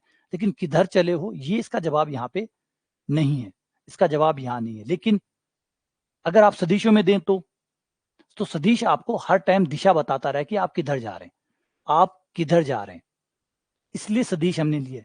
अब ये कण चाहे कहीं पहुंचे, हर बार ये बी की तरफ ही जाएगा। तो हर बार हर पॉइंट पर हमें ये पता लगेगा कि किधर जा रहा है, किधर जा रहा है। तो विस्थापन इसलिए इंपॉर्टेंट है। देखिए दूरी इतना इंपॉर्टेंट, दूरी एक आइडिया है, कितना आपने रास्ता तय किया उसका मात्रक है, लेकिन वो हमें ये नहीं बता रहा कि जाना किधर है। जाना किधर है ना, वो नहीं बता रहा। तो इसको रिप्लेस करके, दूरी को रिप्लेस करके हमने दूसरा आइडिया ऐड किया जिसका नाम है विस्थापन। विस्थापन के पास दो इंफॉर्मेशन है। फर्स्ट वन, कितना ट्रेवल करना है। नंबर दो, कौन सी दिशा में ट्रेवल करना है। वो हमें दिशा बताता रहता है, हर टाइम वो हमें दिशा बताता रहेगा। हम जहां भी पहुंच जाएंगे, मान लो ये बॉल यहां पहुंच गई, बॉल यहां आ गई लुढ़कते लुढ़कते, तो भी हमें बताता रहेगा कि अब इधर चलना है। ये जीपीएस की तरह है, ये जीपीएस की तरह है जो आपको हमेशा रास्ता बताता रहेगा किधर जाना है, क्योंकि ये सदिश है, ये सदिश है। तो दूरी जो है वो सदिश नहीं है, वो मात्रा तो है, वो मात्रा है, लेकिन वो दिशा नहीं बताती कि आपको जाना किधर है। आपकी गाड़ी को दिशा नहीं बताती कि कौन सी तरफ जाना है। तो दोनों आइडिया अपने अपने हिसाब से बेहतर है। अगर आपको दिशा चाहिए, आपको रास्ता पता है, कोई विस्थापन की जरूरत नहीं है। जब आपको सिर्फ मात्रा की जरूरत हो तो दूरी का इस्तेमाल कर लीजिए।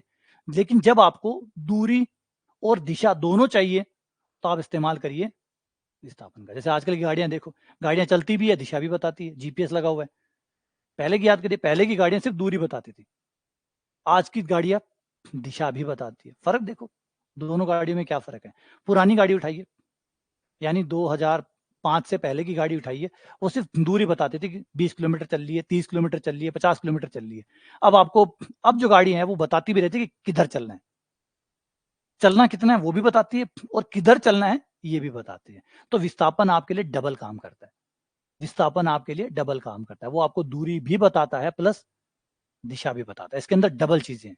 तो इससे ज्यादा बेटर हुआ या नहीं हुआ, दूरी से ज्यादा विकल्प हुआ नहीं हुआ। इसके अंदर आपको वो भी मिल जाएगा जो आपको चाहिए, प्लस वो भी मिल जाएगा जो दिशा है, डायरेक्शन भी बता देगा कि आपको किधर जाना है। तो विस्थापन और दूरी में यही फर्क है, ये सिर्फ सिंगल है, एक जानकारी देता है क्योंकि ये अधीश है, ये सिर्फ मात्रा बताता है, सिर्फ मात्रा। और विस्थापन आपको मात्रा भी बताता है प्लस दिशा भी बताता है कि किधर जाना है ना। क्लियर, दोनों आइडिया में कितना फर्क है, दूरी और विस्थापन। विस्थापन का जब मात्रा निकालेंगे आप तो वो दूरी होगी, विस्थापन का परिमाण, विस्थापन का परिमाण दूरी होता है, वो सदिश है ना। विस्थापन क्या है, सदिश, सदिश का परिमाण निकाल लो, क्या बन जाएगा, दूरी। तो विस्थापन में दूरी भी कवर होगी, विस्थापन में दूरी भी कवर होगी, विस्थापन में दूरी भी कवर होगी। विस्थापन का परिमाण निकाल लो, दूरी निकल जाएगा। तो आपका दूरी भी काम भी कर दिया इसने और दिशा का काम भी कर दिया, दोनों चीजें काम कर दी, ठीक है ना। और विस्थापन को आप ऐसे लिखेंगे, ए से शुरू हुआ, बी तक गया और फिर vector, a b vector, a b vector. क्योंकि देखिए, अच्छा आपको कि ये वेक्टर वाले क्यों चीजें यूज कर रहे हो, अदिश से काम चल सकता था, लेकिन नहीं, हमारे जो रियल में जो हमारी गति होती है वो सदिशों को मानती है। और जो हमारे प्रकृति हमारे लिए नहीं बदलने वाली। ऐसे नहीं कि हमें वो सदिशों वाला जोड़ करना नहीं आता तो हम प्रकृति से गुहार लगाएं कि भाई प्लीज अपने नियम चेंज करके अदिशों के नियम अपना लो। वो अदिशों के नियम को नहीं मानते भी। हम वेग का जोड़ निकालेंगे तो समझा दूंगा कि ये हमारे अदिशों के नियमों को नहीं मानती है, ये सदिशों के नियम को मानती है। इसलिए हमें हर चीज को, दूरी आपको पसंद आ रही होगी, अच्छी लग रही होगी, लेकिन अच्छी लगने से कोई फर्क नहीं पड़ता, क्योंकि जिसको प्रकृति मानती है हमें उसी भाषा में जाना पड़ेगा, है ना। प्रकृति हमारे लिए तो आने वाली है नहीं, प्रकृति हमारे लिए तो चेंज होने वाली नहीं है, हमें प्रकृति के हिसाब से चेंज होना पड़ेगा। तो दूरी हमें बहुत अच्छी लगती है, बहुत हमारे दिल के खास करीब है, लेकिन मुश्किल ये है कि इससे वो कम मानती है, इससे ज्यादा मानती है। प्रकृति जो है वो इसकी पालना करती है, ना कि इसकी। क्या करें, अजीब है, लेकिन वो इसको मानते हैं। क्लियर है ना। जिसको प्रकृति मानेगी हमें उसकी भाषा में जाना पड़ेगा, हमें प्रकृति को समझना है ना, प्रकृति को अपने आप को थोड़ी समझाना है। प्रकृति को समझना है। अब प्रकृति सदिशों को मानती है तो हमें सदिश ही यूज करने पड़ेंगे वहां पे। प्रकृति जिसको मानती है हमें उसी की भाषा में उससे बात करनी पड़ेगी। अब किसी को रशियन आती है, ठीक है ना, और तो उसको, और वो मतलब एकदम मूर्ख है, वो कोई दूसरी भाषा सीखना ही नहीं चाहता, बोलना ही नहीं चाहता, जैसे प्रकृति है, प्रकृति हमारे लिए चेंज होगी नहीं। तो वैसे ही अगर हमें उससे बात करनी है, या तो वो बात ही नहीं करेगा, और बात करनी है तो जाओ रशियन सीखो, क्योंकि उसको तो रशियन ही आती है और वो दूसरी भाषा सीखेगा नहीं। तो प्रकृति की भी सेम कहानी है। प्रकृति कहती है भाई मैं तो सदिशों को मानती हूँ, तुम्हें सदिश आते हैं तो आ जाओ, वरना भाड़ में जाओ। तो वही कहानी है हमारी, तो सदिशों को लेके इसके पास जाना पड़ेगा। चलो आइडिया को आगे बढ़ाते हैं। अगला आइडिया आता है हमारा वेग। वेग, वेलोसिटी,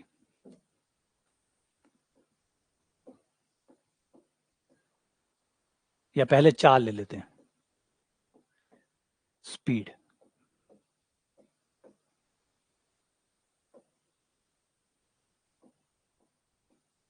स्पीड, इसे ध्यान से समझिएगा अच्छे से, क्योंकि ये बड़ा प्यारी चीज है। ये होता क्या है, जब आप किसी मार्ग पर ए पॉइंट से बी पॉइंट तक जा रहे हैं, तो निश्चित तौर पे आपने कुछ दूरी तय की होगी।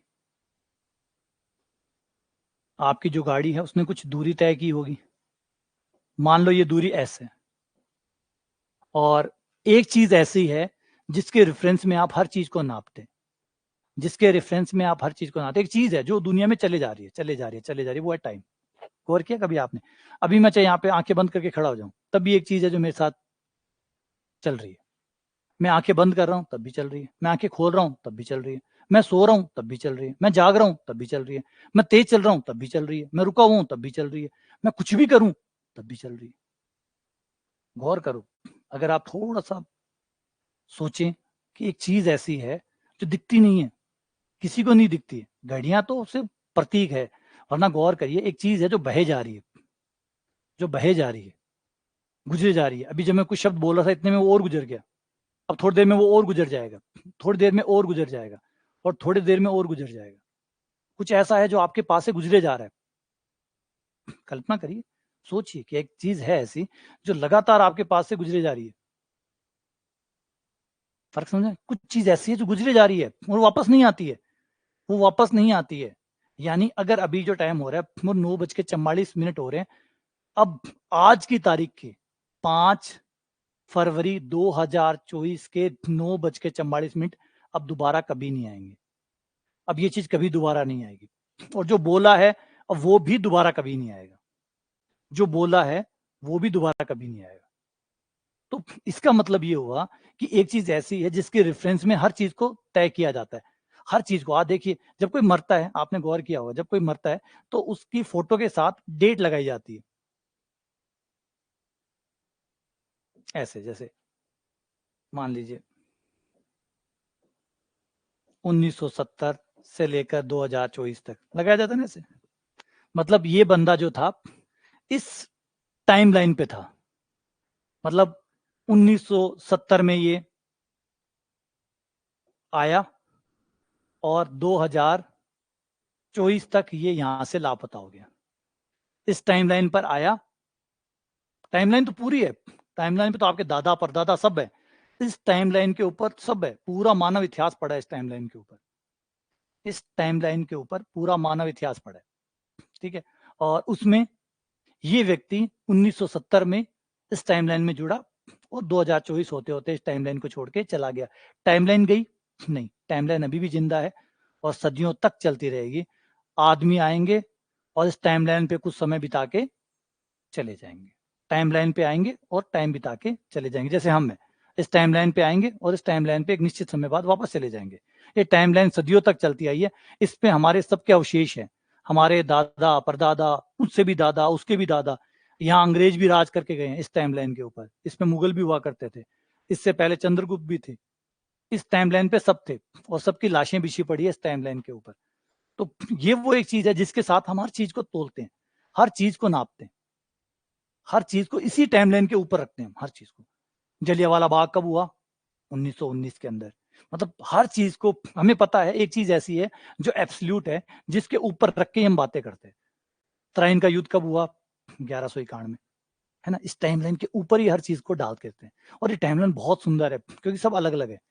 इस टाइमलाइन में कोई चीज रिपीट नहीं होती, पूरी टाइमलाइन अलग अलग है। जैसे अल्बर्ट आइंस्टीन कहते थे कि टाइम का महत्व ये है कि इससे आप ये पता कर सकते हैं, ये गारंटी करता है कि आपके जो परदादा थे वो आपसे पहले मरे थे, आपके परदादा आपसे पहले मरे थे। इस बात को सुनिश्चित करता है टाइमलाइन। अगर टाइमलाइन नहीं होती, अगर टाइमलाइन हटा दो, तो कोई बता सकते हो कि परदादा जी पहले मरे थे या पड़पोता? कोई बता सकता है इस चीज को? कौन पहले मरा था, कौन बाद में मरा था? कोई बता सकता है अगर टाइमलाइन ना हो तो? अगर ये टाइमलाइन ना हो तो कोई किसी को बता सकता है? नहीं, कोई भी कुछ नहीं बता सकता। सब कुछ खत्म हो जाएगा अगर आप टाइमलाइन को बाहर निकाल दो। अगर इस टाइमलाइन को हम हमारे इतिहास में से बाहर निकाल दें तो कोई कुछ भी नहीं बता सकता कि क्या हुआ था, कब हुआ था, कैसे हुआ था, कौन पहले आया था, कौन बाद में आया था, कौन पहले मरा था, कब हुआ था।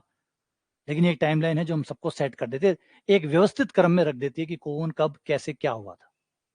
तो सोचो कितनी कमाल की चीज है ये, जो आइडिया है ये कितना कमाल का है। तो एक टाइमलाइन है जो चले जा रही है। तो यहां से ही बस कहानी शुरू होती है टाइमलाइन की। एक टाइमलाइन, रिपीट कर रहा हूं, एक टाइमलाइन चले जा रही है, एक पैरेलल में एक टाइमलाइन।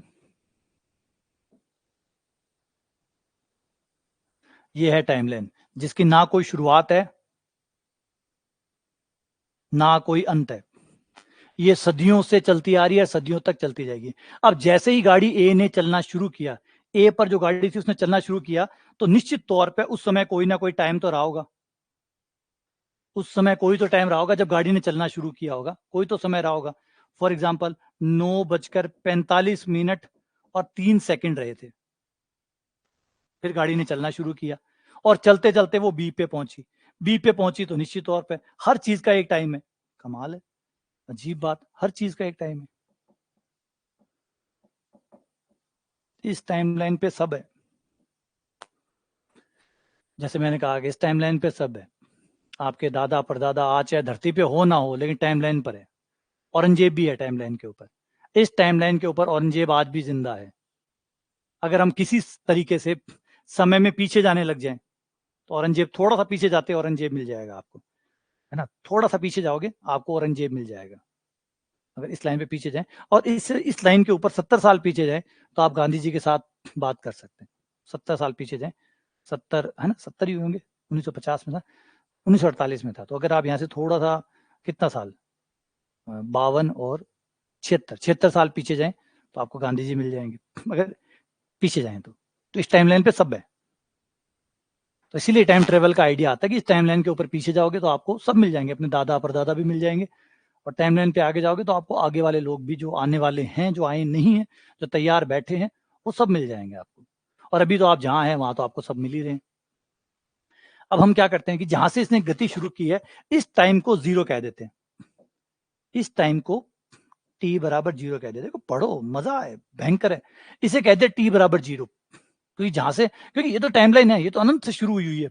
हम थोड़ी अनंत से शुरू करेंगे। जहां से गति शुरू करते हैं इस टाइम को कह देते हैं जीरो टाइम। और फिर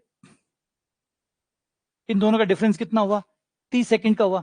तो ये हो गया टी बराबर 30।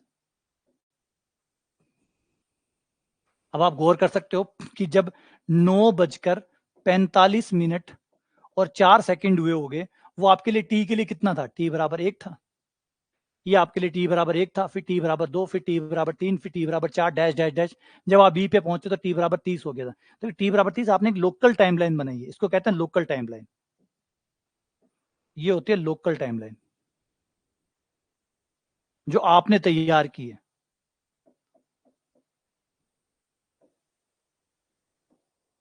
आपने इसको टी जीरो बनाया, इस टाइमलाइन, तो ये तो यूनिवर्सल टाइमलाइन है, इस पर तो सब है।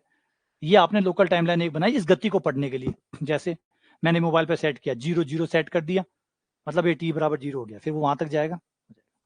समझ में आई बात? तो अब इसने ये दूरी तय करने के लिए, ये दूरी तय करने के लिए कितना समय लिया, इसी का नाम है चाल। यह दूरी कितने समय में तय की, इसे कहते हैं चाल। दूरी बटा समय। S over T. अब इसमें कुछ प्रॉब्लम है, इसमें कुछ प्रॉब्लम है।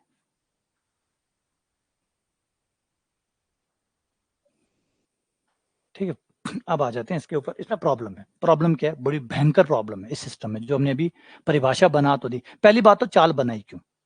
चाल बनाई क्यों? क्या जरूरत थी? खाली एक फॉर्मूला बनाने के लिए? बोले ना, कुछ तो कारण रहा। चाल क्यों बनाई? तो जवाब है कि चाल जो है, देखो, अगर मैंने कहा कि ये एस और ये टी जो है, जब दोनों साथ में मिल जाते हैं, जब दोनों साथ में मिल जाते हैं तो एक कमाल की चीज आपको देते हैं कि गाड़ी धीमी चल रही है या तेज चल रही है। गाड़ी धीमी चल रही है या तेज चल रही है, इसका आभास आपको पता चल जाता है अगर जब दोनों साथ में आ जाते हैं। एस और टी जब साथ में आते हैं तो आपको एक नई जानकारी और मिल जाती है कि गाड़ी धीमी चल रही है या तेज चल रही है, गाड़ी को भगा रहा है या धीरे चला रहा है। इसकी जानकारी तब मिलती है जब खाली एस है तो इतना पता चला कि हाँ बहुत दूर चलना है, खाली समय मतलब बहुत लंबा चलना है। लेकिन जब एस और टी जब दोनों साथ आ जाते हैं एक साथ, तो हमें एक बात का पता चलता है कि गाड़ी तेज चल रही है या धीमी चल रही है। तो चाल का आइडिया है ये बात पता करने का कि कण चल रहा है तो कैसे चल रहा है, कितना तेज चल रहा है, कितना धीमा चल रहा है, दो गाड़ियां में कितना अंतर है, कौन ज्यादा तेज चल रही है, कौन ज्यादा धीमी चल रही है, कौन बराबर चल रही है। तो ये जो स्पीड वाला आइडिया है, ये जो आइडिया हम जो जानना चाहते हैं कि गाड़ियों के चलने की जो दर है उसमें क्या अंतर है, तो तब आइडिया आता है चाल। चाल आपको वो कंपैरिजन देता है कि कौन तेज चल रहा है और कौन धीमा चल रहा है, कौन तेज कौन धीमा। तो इसमें आइडिया आ जाता है चाल का। ठीक है, अब इसके बाद में आ जाता है दूसरी बड़ी प्रॉब्लम। पहली प्रॉब्लम तो ये समझाई दी कि भाई चाल का मतलब क्यों चाल को लेके आए, क्योंकि हम ये जानना चाहते हैं कि कोई गाड़ी तेज चल रही है या धीमी चल रही है। जैसे मान लो मैं कहूं कि ए गाड़ी है, फर्स्ट गाड़ी, व्हीकल 1 मान लो। व्हीकल 1 जो है वो 200 किलोमीटर चला 5 घंटे में, और एक व्हीकल 2 है वो 300 किलोमीटर चला और 4 घंटे में चला। अब आप पता कर सकते हैं कि कौन तेज चला और कौन धीमा चला। जब दोनों आंकड़े आपके पास होंगे तो आप इनसे एक नया आंकड़ा तैयार करेंगे जिसको कहते हैं चाल, जिससे आप ये पता कर पाएंगे कौन सा व्हीकल तेज था और कौन सा व्हीकल धीमे था, धीरे कौन चल रहा था, तेज कौन चल रहा था। और चाल बना के फिर अब आप पेनल्टी लगा सकते हो कि कौन ज्यादा तेज चल रहा था तो उसके ऊपर जुर्माना, आज कितना चलता है, आज शायद 1000 रुपए है या 2000 रुपए ओवर स्पीड का। तो फिर आप अब सरकार के लिए भी काम आसान हो गया कि दूरी और समय दोनों लेके वो चाल निकाल लेती है और पता कर लेती है कौन तेज चला रहा है और कौन धीमे चला रहा है। उस हिसाब से उसका चालान बनाना है या नहीं बनाना है वो तय हो जाता है। समझ गए? और बात सिर्फ उतनी नहीं कि सरकारों के लिए बनाया, ये सरकारों के लिए नहीं बनाया, हमने हमारे लिए बनाया, प्रकृति को जानने के लिए, धीमापन और त्वरित जो है, जो गति है, उसको पहचानने के लिए हमने चाल बनाया। ठीक है, अब इस चाल में दूसरा इशू ये तो हो गया, समझ में आ गया यहाँ तक? अगला अगला एक बड़ा इशू ये है कि बड़ी बड़ी प्रॉब्लम आ गई, बड़ी प्रॉब्लम ये आ गई कि अगर हम व्हीकल 1 को ले लें, अगर व्हीकल 1 को ले लें, पहले वाले को, फर्स्ट को, तो इसमें हमारी चाल आती है कि भाई 200 किलोमीटर चला, 5 घंटे लिए, तो इस हिसाब से ये 40 की स्पीड में चला है, मतलब हर घंटे इसने 40 किलोमीटर तय किया है, हर घंटे इसने 40 किलोमीटर तय किया। क्या आपको लगता है क्या ये बात सच है? ये जो इन्फॉर्मेशन हमें दे रहा है क्या ये सही है? ये इन्फॉर्मेशन हमें दे रहा है कि गाड़ी 5 घंटे तक कंटिन्यू 40 की स्पीड में चल रही थी। ये बात सच है गलत है? आपको लगता है? आपको लगता है हमें जो इन्फॉर्मेशन मिल रही है, दूरी और समय से जो इन्फॉर्मेशन मिल रही है, वो ये मिल रही है कि गाड़ी 40 किलोमीटर की स्पीड से चल रही थी। क्या ये बात सही है गलत है? कुछ तो है, कुछ तो है दया, कुछ तो कहानी में गड़बड़ है। गड़बड़ तो है, 40 की स्पीड से गाड़ी चल रही है, इसका मतलब है गाड़ी ना तो कभी 41 हुई ना कभी 39 हुई, तो इसमें कुछ तो लोचा है। ऐसा हो सकता है पूरे रास्ते में कहीं टोल नहीं आया, कहीं ब्रेकर नहीं आया, कहीं सड़क फूटी हुई नहीं है, लगातार 40 की स्पीड से गाड़ी चलती रही, ऐसे हो सकता है? तो या तो हम इसे समझ नहीं पा रहे हैं, या तो इसे समझने में, कहानी में कुछ गड़बड़ है, इस कहानी को समझने में कुछ गड़बड़ है। या हम इसको गलत कह रहे हैं, इसको चाल कह के गलत शब्द यूज कर रहे हैं, इसमें कुछ तो गड़बड़ है। तो बोला हाँ गड़बड़ है। गड़बड़ एक्चुअली ये है, ये हमें ये 40 का मतलब यहाँ ये हुआ कि 5 घंटे के दौरान गाड़ी कभी 40 से नीचे गई है, कभी 40 से ऊपर गई है, कभी 40 से ऊपर भी गई है, कभी 40 से नीचे गई है। कुल मिला के जो एवरेज है, एवरेज जो है, जैसे अगर कहा जाता है कि भारत में प्रति व्यक्ति आय जो है वो 15,000 रुपए है, तो इसका मतलब नहीं कि मुकेश अंबानी 15,000 रुपए कमाता है, मुकेश अंबानी 15,000 कमाता है, नहीं, मुकेश अंबानी 15,000 से बहुत ऊपर कमाता है। लेकिन कुछ लोग ऐसे हैं जो 15,000 से बहुत नीचे कमाते हैं, दोनों को मिला के एवरेज ले लिया और वो 15,000 आ गया, वो 15,000 आ गया। तो ये एवरेज है। यहाँ पे गाड़ी कभी 40 से नीचे भी गई है, कभी 40 से ऊपर भी गई है, कुल मिला के एवरेज जो है वो 40 आ गया। तो ये चाल नहीं है, ये औसत चाल है, एवरेज स्पीड है, ये भाई एवरेज है, ये एवरेज है, ये औसत चाल नहीं है बल्कि एवरेज है। फिर चाल क्या हुई? चाल तो हुई नहीं कुछ, चाल तो कुछ हुई नहीं, ये तो एवरेज चाल है, ये तो एवरेज है। फिर चाल, चाल कैसे निकाले? किसी क्षण पर किसी गाड़ी की स्पीड क्या है ये कैसे निकाले? बस यहाँ पे ही दाव फंसा पड़ा था, यहां तक ही हमें न्यूटन का इंतजार था, इसीलिए न्यूटन स्पेशल थे, क्योंकि न्यूटन ने ये प्रॉब्लम सॉल्व की। इससे पहले चाल चल रही थी, ये वाली चाल जो है ना काम चल रहा था, लेकिन इस चाल में दिक्कत मैंने समझा दी, आप भी समझ सकते हो कि कितनी बड़ी दिक्कत है।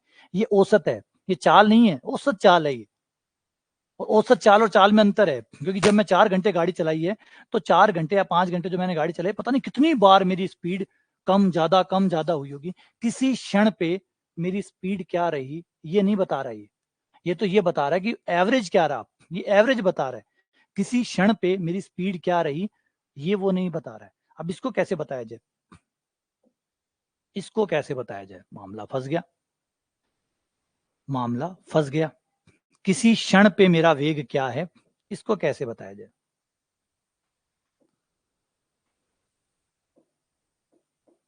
तात्क्षणिक वेग,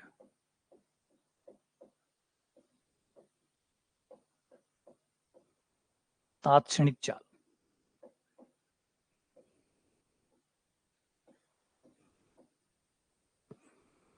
तात्क्षणिक चाल। अब आइडिया कि किसी क्षण पर मेरा वेग कितना है, अब ये क्षण कैसे निकले यार, मरवा दिया। और वेग वैसे ही निकलेगा, किसी दूरी, कितनी दूरी तय की, कितना समय तय किया। अगर समय हमने बहुत बड़ा ले लिया, देखो दिक्कत क्या है, दिक्कत को ठीक करते हैं। दिक्कत क्या है? दिक्कत यह है कि आप अगर बहुत बड़ा समय लोगे तो गाड़ी अपनी स्पीड को कम भी कर लेगी, ज्यादा भी कर लेगी। अगर आपने थोड़ा भी टाइम, ये जो टाइम इंटरवल है, अगर इसको आपने बड़ा रखा, तो इस बड़े इंटरवल में गाड़ी अपना वेग जो है कभी कम कर लेगी, कभी ज्यादा कर लेगी। तो आपको टाइम इंटरवल इतना छोटा रखना है कि गाड़ी को वेग कम या ज्यादा करने का समय ना मिले, गाड़ी को अपना वेग कम या ज्यादा करने का समय ना मिले। इतना छोटा टाइम इंटरवल दो उसको, इतना छोटा टाइम इंटरवल कि वो अपना वेग कम ज्यादा ना कर सके, जितना है उतना ही बनाए रख सके। इतना कम टाइम इंटरवल दोगे तो जो वेग आएगा वो उस क्षण का वेग आ जाएगा। तो बस यही काम न्यूटन ने किया कि भाई हम टाइम इंटरवल को इतना छोटा, इतना बारीक लेंगे। ये रहा कण, अभी भी कण ए से बी जा रहा है, लेकिन अब हमने क्या किया, एक विकल्प अपनाया कि एक छोटा सा टाइम इंटरवल लेंगे, छोटा सा, इतना सा, जिसको बोलेंगे डेल्टा टी, और जिसमें तय की गई दूरी डेल्टा एस। और ये टाइम इंटरवल याद रखिए इतना छोटा है, इतना छोटा है, इतना छोटा है कि गाड़ी इस टाइम इंटरवल में अपनी स्पीड को बदल नहीं सकती। इतना छोटा टाइम इंटरवल है। देखो टाइम इंटरवल क्यों चाहिए, क्योंकि आपने चाल की परिभाषा यही बनाई है, तय की गई दूरी बटा तय किया गया समय। वो दूरी जो है, अब चलोगे नहीं तो दूरी कैसे बनेगी?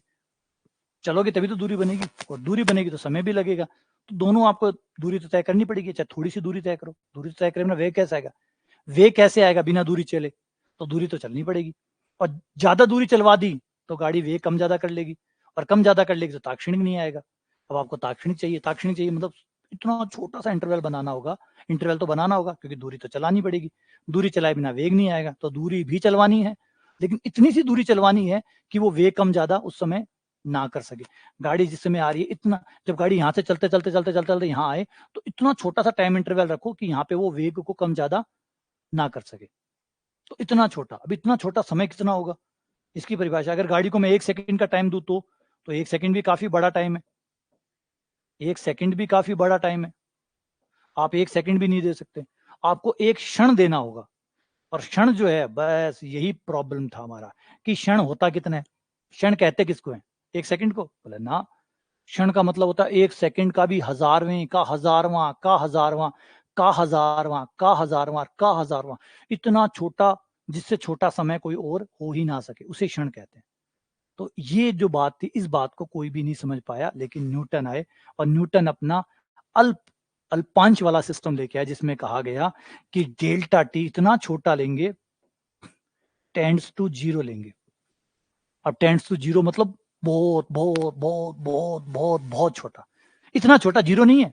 Tends to zero, tends to zero का मतलब जीरो नहीं है, जीरो नहीं है, लेकिन बहुत छोटा है, बहुत बहुत छोटा है, जितना छोटा बनाया जा सके उतना छोटा है। अब जो वेग निकलेगा, अब जो चाल निकलेगी, वो ताक्षणिक चाल होगी, क्योंकि अब आपने समय इतना छोटा लिया है, limit delta t tends to zero, delta s over delta t. और ये जो कंसेप्ट है, ये अवकलन कहलाता है। अब सोचो, अगर अवकलन ना होता तो ताक्षणिक वेग नहीं होता, और वेग ही नहीं होता तो त्वरण नहीं होता, त्वरण नहीं होता तो बल नहीं होता, फिर तो कुछ नहीं होता। तो ये वो बड़ा कारण था जिसकी वजह से न्यूटन जो है वो मैकेनिक्स ला पाए, ये इतना सा कारण। इस टेंड्स टू जीरो को इससे पहले कोई नहीं समझ पाया कि इतना छोटा समय कैसे किया जाए, और किया जाए तो उसको गणित के अंदर रखा कैसे जाए, गणित के अंदर उसको रखा कैसे जाए, पहले तो इतना छोटा किया कैसे जाए, क्योंकि इतना छोटा करने के बारे में कोई सोच ही नहीं सकता था, इतना छोटा किया जाए। अब यहाँ पे आपको भी नहीं पता कि टी कितना छोटा है, बस आपको इतना पता कि बहुत छोटा है, बहुत छोटा है, इतना छोटा है जितना आप कर सकते हो। लेकिन ये तो फिलोसॉफी हो गई, गणित का है इसमें। लेकिन न्यूटन ने इसके लिए गणित बनाई कि हाँ ये काम करता है, और यही बस न्यूटन को स्पेशल बनाती है।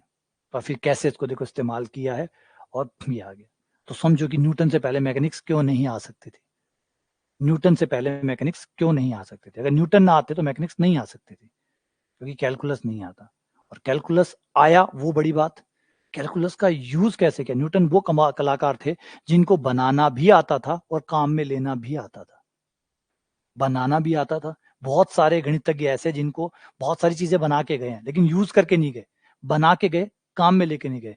तो कहा जाता कि न्यूटन लास्ट व्यक्ति थे जिनको इन्वेंट करना भी आता था और उसके एप्लीकेशंस भी आते थे कि कैसे यूज किया जाएगा उसको। ये न्यूटन बहुत अच्छे से जानते। देखो देखो क्या कमाल है, न्यूटन ने यूज भी किया, बनाया भी इसको। इसे इनफाइनेटेसिमल कहते हैं, मतलब अल्पांश कहते हैं। अल्पांश की थ्योरी उन्होंने गणित में बनाई और उसे फिजिक्स में काम में भी लिया, दोनों जगह। तो ये न्यूटन का कमाल है।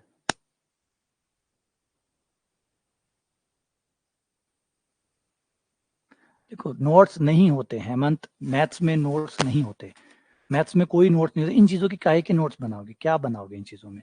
गणित में सिर्फ फॉर्मूले होते हैं, परमें होती है, फॉर्मूले होते हैं, परमें होते हैं, सवाल होते हैं जिसको खूब निकालो। नोट्स आप लोगों को हम दे देते हैं। अब आपको कॉपियां भरनी है तो भर लो। अगर कॉपियां भरने का स्वाद आता है कि आप चाहते हैं कि मैं जब 1 साल मेरा पूरा हो तो यहाँ पे 10 से कॉपियां भरी हुई हो, और मैं दिखा सकूं कि देखो मैं पढ़ा तो हूँ, मैं पढ़ा तो हूँ, ये देखो कॉपियां भरी पड़ी है, तो फिर आपकी मर्जी है। बाकी मैथ्स में मुझे समझाइए, ये कोई जीके नहीं है, इसमें क्या नोट्स बनाओगे आप, ये लिखोगे, ये पेपर में नहीं आता, ये पेपर में नहीं आता, इसका कोई मतलब नहीं है, कॉपी में भरने से कोई मतलब नहीं है। पेपर में आएंगे सवाल, सिर्फ सवाल, पेपर में ये नहीं आना है, इसमें से कुछ नहीं आना पेपर के अंदर। ये तो सिर्फ समझाया जाए, कोई नहीं पूछेगा कि न्यूटन ने कैलकुलस को क्यों बनाया यार, कैलकुलस की वजह से न्यूटन क्यों आया, ये नहीं बताएगा, सिर्फ समझाने के लिए। सर क्या नोट्स बनाओगे, अगर आप सिर्फ वही स्कूलों की तरह सोचते हो कि जो बोर्ड पे लिखा जाए, बोर्ड पे यहाँ पे डॉट बनाया जाए, तो हम भी हमारी कॉपी में बस वहीं पे डॉट बनाए जहाँ पे सर ने डॉट बनाया था, तो फिर तो आपने अपनी कॉपियां भरी है, खूब कॉपियां भरी है। मैं बार बार कह चुका कि मैथ्स में नोट्स नहीं होते, मैथ्स में नोट्स नहीं होते, मैथ्स में सिर्फ और सिर्फ परिभाषाएं होती है, और थ्योरम और फॉर्मूला बोल दो, एक ही बात है, वो होते हैं। उसके लिए मैं आपको दे ही रहा हूँ, शीटें आपको दे ही दी है, अब आप उन्हीं को चाहो तो कॉपी में उतार लो। जो शीट मैंने अभी तक आपको ग्रुप थ्योरी की दी है, उसको शीट को तो मैं दे चुका, अब उसी को सामने कॉपी रख के सामने उतार लो, सेम टू सेम। वो उतारना चाहो तो आपकी मर्जी है। बाकी उसका अच्छा, ये जो पढ़ा रहा हूँ इसकी पीडीएफ आपको मिलती है, जो भी पढ़ा रहा हूँ इसकी पीडीएफ मिलती है। तो किसके नोट्स बनाना चाहते हो, जीके बनाना चाहते हो मैथ्स को, या मैथ्स को जीके में कन्वर्ट करना चाहते हो कि मैथ भी वैसी हो जैसा जीके है, तो वो ये है नहीं, ये वो ऐसा है नहीं, यहाँ पे सारा काम है सवालों का। आपकी एक ही जिम्मेदारी बनती है, वो है सवाल निकालना। जो पढ़ाया जाए उसी को बार बार निकालना, बार बार दोहराना। उसके अलावा यहाँ पे नोट्स वाला कुछ भी नहीं है। हाँ, फिर भी अगर बनाना चाहते हो तो जैसे मैंने कहा कि उतार लो सेम टू सेम चीज़ों को, जो मैं यहाँ लिखाता हूँ उसको उतार लो, बाकी और कोई मतलब नहीं है। क्या बनाओगे इसके?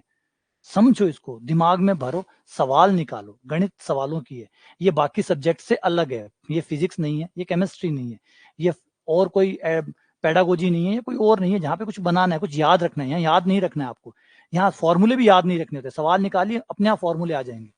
जब आप सवाल निकालेंगे तो अपने आप फॉर्मूले आ जाएंगे। तो फिर नोट्स किसके बनाना चाहते हो? तो एक बार बैठ के सोचो, क्या फॉर्मूला क्या बनता होगा मैथ्स में?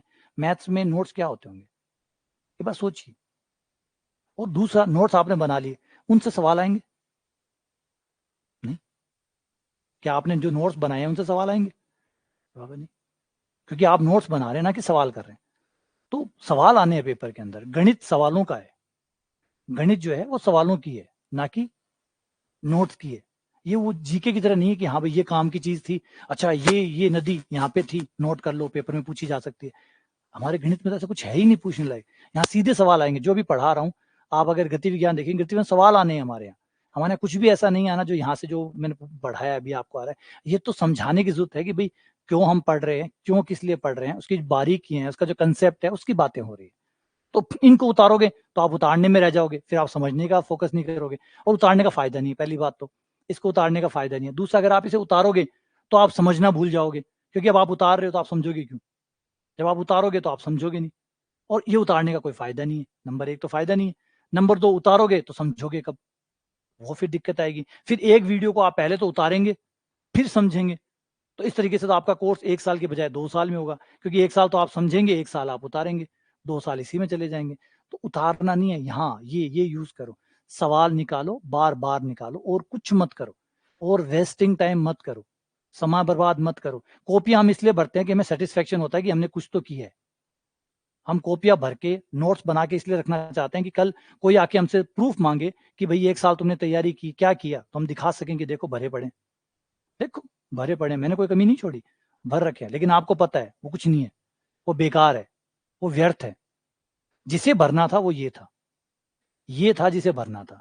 और गणित के अंदर तो चलो, जीके में तो फिर भी चलो आपने रजिस्टर भरे, वो सार्थक हो सकते होंगे। गणित में क्या सार्थक होंगे?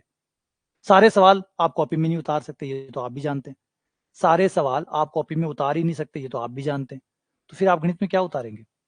और उतारेंगे तो जैसे अभी बात कर लें, टोटली बात कर लें, जैसे सेट्स खत्म किया हमने, सेट्स में 600 सवाल थे, 600 सवालों को उतारना प्लस उसके सॉल्यूशन को उतारना, क्या समझदारी है?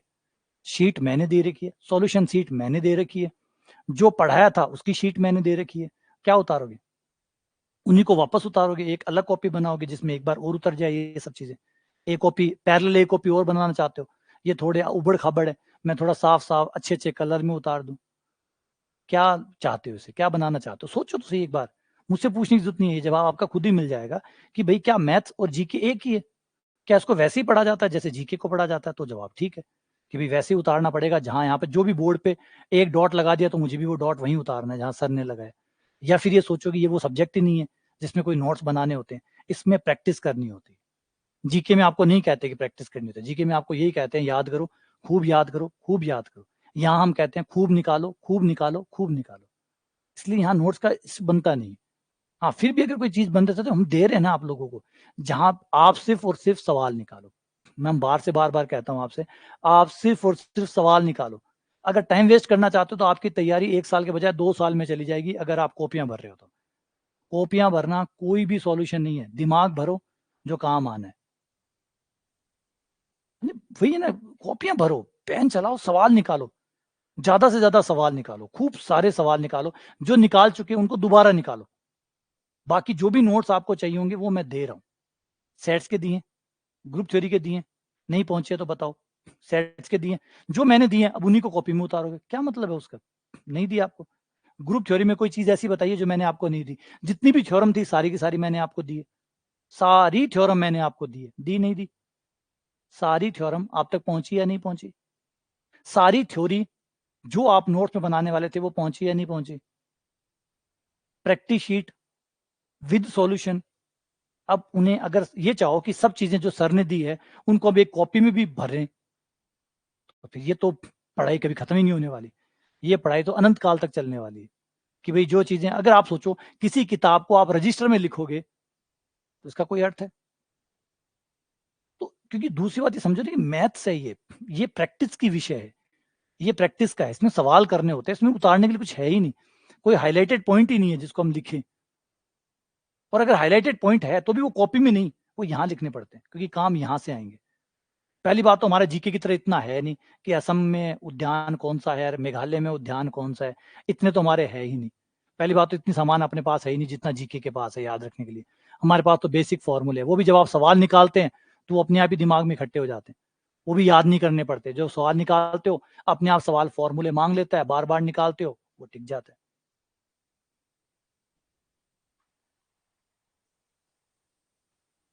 ठीक है ना? तो ये आप अब टाइम करना आप करना चाहें, हाँ शीट निकालो ना, शीट प्रिंट आउट निकाल के उसको एक किताब में पैक कर लो।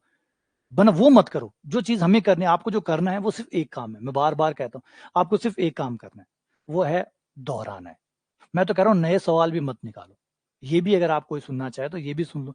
मैं कह रहा हूँ कुछ भी नया मत निकालो, कुछ भी नया मत निकालो, जितना मैं पढ़ा रहा हूँ सिर्फ उसी को बार बार दोहराओ। अगर आप लोगों ने इतना भी कर लिया, इतना भी आप लोगों ने कर लिया तो बहुत हो जाएगा, वो भी बहुत हो जाएगा। लेकिन प्रॉब्लम पता है कि आप इतना भी नहीं कर पाएंगे, ये भी देख लेना। जितना मैं आपको देता हूँ सिर्फ आप उतना दोहरा लीजिए। कई कहते हैं सर ये किताब ले वो किताब ले, क्यों ले, पहले मेरे वाला तो निपटा दो, मेरे वाला जो मैंने करवाया है उतना तो निपटा दो। अगर आप उतना भी प्रॉपरली सही टाइम पे निपटा देते हो तो पर्याप्त है। मुझे लगता है आपको थोड़े दिनों में, अभी तो हो गया होगा, बहुत से लोग तो शायद पिछड़ गए होंगे, और नहीं पिछड़े हैं तो 1 महीने 2 महीने में फिर दिखा दूंगा, बहुत से लोग और पिछड़ जाएंगे। जो नई किताबें मांग रहे थे वो यही कवर नहीं कर पा रहे होंगे। तो बेहतर है आप मेरे साथ चलिए, जितना मैं करवा रहा हूँ उसको दोहराइए। ज्यादा नोट्स बनाएंगे तो और जल्दी मेरे से पिछड़ जाएंगे। अगर नोट्स बनाने में फंस जाओगे तो आप मुझसे बहुत जल्दी पिछड़ जाओगे, क्योंकि फिर तो आप नोट्स बनाने बनाने में, क्योंकि नोट्स बनाने में बहुत टाइम लगता है और वो सब्जेक्ट है ही नहीं नोट्स का, तो फिर तो और गलत हो गया। पहले तो आपने नोट्स बनाए वो बेकार गए। जो भी आपको चाहिए, जो भी नोट्स चाहिए मैं बना के दे दूंगा, आपका काम मैं करके दूंगा, आपको नोट्स बनाने की टेंशन नहीं है। अब सारे इकट्ठे करके दे दूंगा, चिंता मत करो। जब लास्ट में सारे टॉपिक पूरे हो जाएंगे तो मैं आपको इकट्ठा करके एक किताब बना के दे दूंगा, बस। अब और क्या ना, और जो मैं बना के दूंगा उतना आप खुद नहीं बना पाएंगे ना, तो आप पहले उतना बना पाएंगे, दूसरा आप अपना टाइम बर्बाद करेंगे, दूसरा आप क्लास में समझेंगे कम, उतारने पे ज्यादा फोकस करेंगे, तो वो टाइम वैसे बर्बाद हो गया।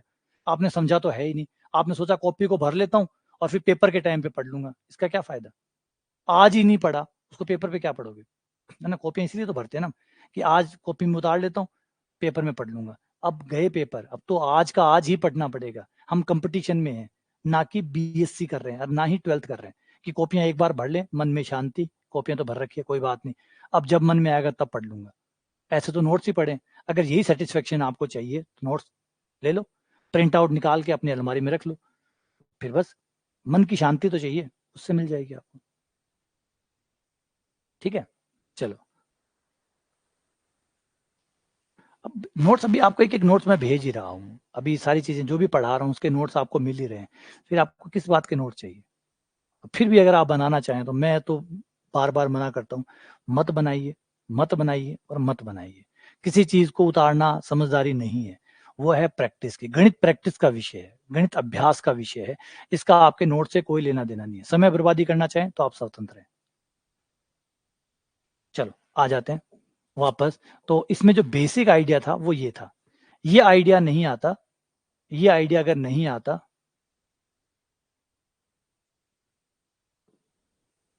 अब भाई देखो आपको अपने आप को ठीक करना पड़ेगा। अब वो राखी कह रही है मुझे सुना हुआ याद नहीं रहता, कॉपियां भरने से क्या याद रह जाएगा?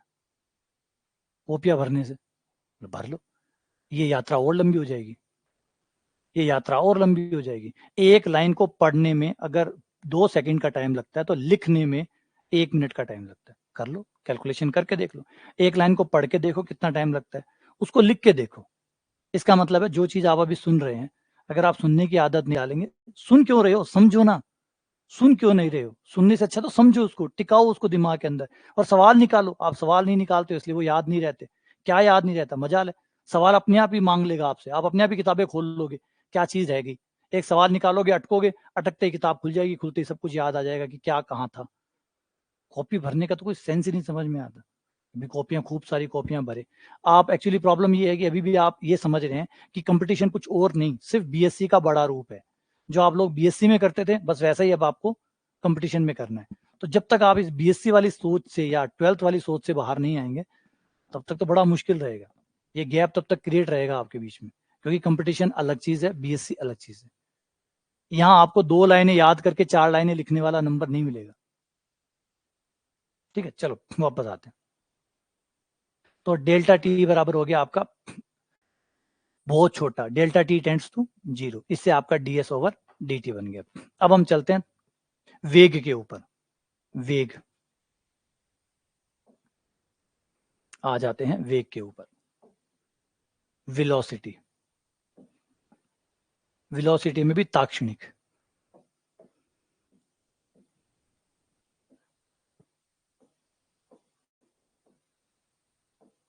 वेलोसिटी या ताक्षणिक वेग,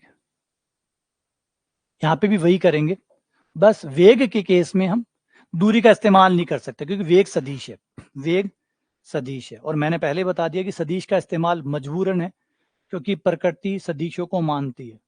अब प्रकृति जिसको मानती है हमें भी उसी को ही मानना पड़ेगा, तो हम सदिश का इस्तेमाल करेंगे। इसलिए जब हम वेग की परिभाषा लिखेंगे v की, तो वेग सदिश होगा। सेम वही चीज है, दूरी की जगह विस्थापन ले लेगा, दूरी की जगह आपका विस्थापन ले लेगा। ये मान लो x जो है वो विस्थापन है, delta x over delta T, ये आपका विस्थापन है। विस्थापन भी सदिश होता है, तो dx ओवर dt, और ये हो गया dx ओवर dt। वेग सदिश राशि है, ठीक है, ये वेलोसिटी हो जाएगी आपकी सदिश में। अब वेग से जब कोई गाड़ी चलती है तो उसका वेग भी बदलता है, उसका वेग भी बदलेगा, बदलेगा। तो जो वेग बदलेगा तो वेग कितना बदला, वेग को भी नापा जाए। वेग को नापने के लिए हमने एक नई चीज बनाई जिसका नाम है एक्सेलरेशन। एक्सेलरेशन होता है ये बात तय करने के लिए कि वेग कितना बदला। एक्सेलरेशन होता है हम ये पता करें कि वेग कितने समय में कितना बदला, वेग कितने समय में कितना बदला, इसे ए द्वारा दर्शाएंगे। इसमें आप देखेंगे परिवर्तन, किसमें, वेग में परिवर्तन, वेग में परिवर्तन कितने समय में, अल्प समय में, क्योंकि आप ताक्षणिक निकालना चाहते हैं।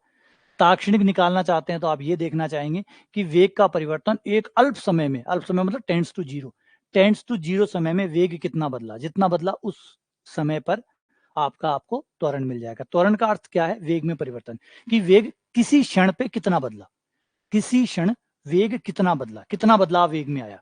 अगर ये प्लस में है, अगर प्लस में है इसका मतलब वेग बढ़ा है, माइनस में है मतलब वेग घटा है। प्लस में है ना, पहले मान लीजिए 20 की स्पीड से चल रहा था और थोड़ी देर बाद में अगले क्षण ये 18 का हो गया, तो इसका मतलब वेग में कमी आई है, तो माइनस का दिखाई देगा, ये माइनस का 2 आएगा। 18 पे था, 18 से 20 पे आ गया मतलब 2 बढ़ गया, तो प्लस का आएगा। तो समझ जाना कि जब प्लस का है इसका मतलब है, प्लस का इसका मतलब वेग बढ़ रहा है। त्वरण अगर प्लस का है मतलब वेग बढ़ रहा है। जैसे आप गाड़ी में देखिए, कार में एक होता है एक्सीलेटर जो गाड़ी के वेग को बढ़ाता है, एक होता है ब्रेक जो गाड़ी के वेग को गिराता है। दोनों ही त्वरण है, दोनों ही त्वरण है। ब्रेक भी त्वरण है और जो एक्सीलेटर है वो भी त्वरण है। एक्सीलेटर से वो नहीं होता जो वेग को बढ़ाता है। अगर वेग घट रहा है, परिवर्तन, वेग में परिवर्तन आ रहा है, चाहे वो बढ़ रहा हो और चाहे वो घट रहा हो, तो दोनों ही अपना काम कर रहे हैं। एक वेग को बढ़ाने का काम कर रहा है, क्योंकि अगर बढ़ाने वाला होता, घटाने वाला नहीं होता तो गाड़ी को रोकते कैसे। वो भी तो जरूरी है, गाड़ी सिर्फ बढ़ाने वाला हो तो ब्रेक ना हो। फिल्मों में, पुरानी फिल्मों में देखते थे कि ब्रेक फेल हो गए। अब गाड़ी का वेग बढ़ाया तो जा सकता है लेकिन कम नहीं किया जा सकता, तो कम करना हो तो क्या करोगे। तो एक्सीलेटर जो है वो यही करता है। एक्सीलेटर के 2 पार्ट होते हैं, पॉजिटिव मतलब धनात्मक त्वरण और ऋणात्मक त्वरण। धनात्मक त्वरण का मतलब है वेग बढ़ रहा है और ऋणात्मक त्वरण का मतलब है वेग घट रहा है, जिसे हिंदी में मंदक कहते हैं, ब्रेक कहते हैं। पॉजिटिव और नेगेटिव होते देखो दोनों ही है, दोनों ही होते हैं। ये ब्रेक कहलाते हैं, ये ब्रेक कहलाते हैं। ठीक है, क्लियर है। तो ये आपका dv ओवर dt बन गया। अब v का मान आप यहां से रख सकते हैं, v का मान ये रहा, ये रख दो।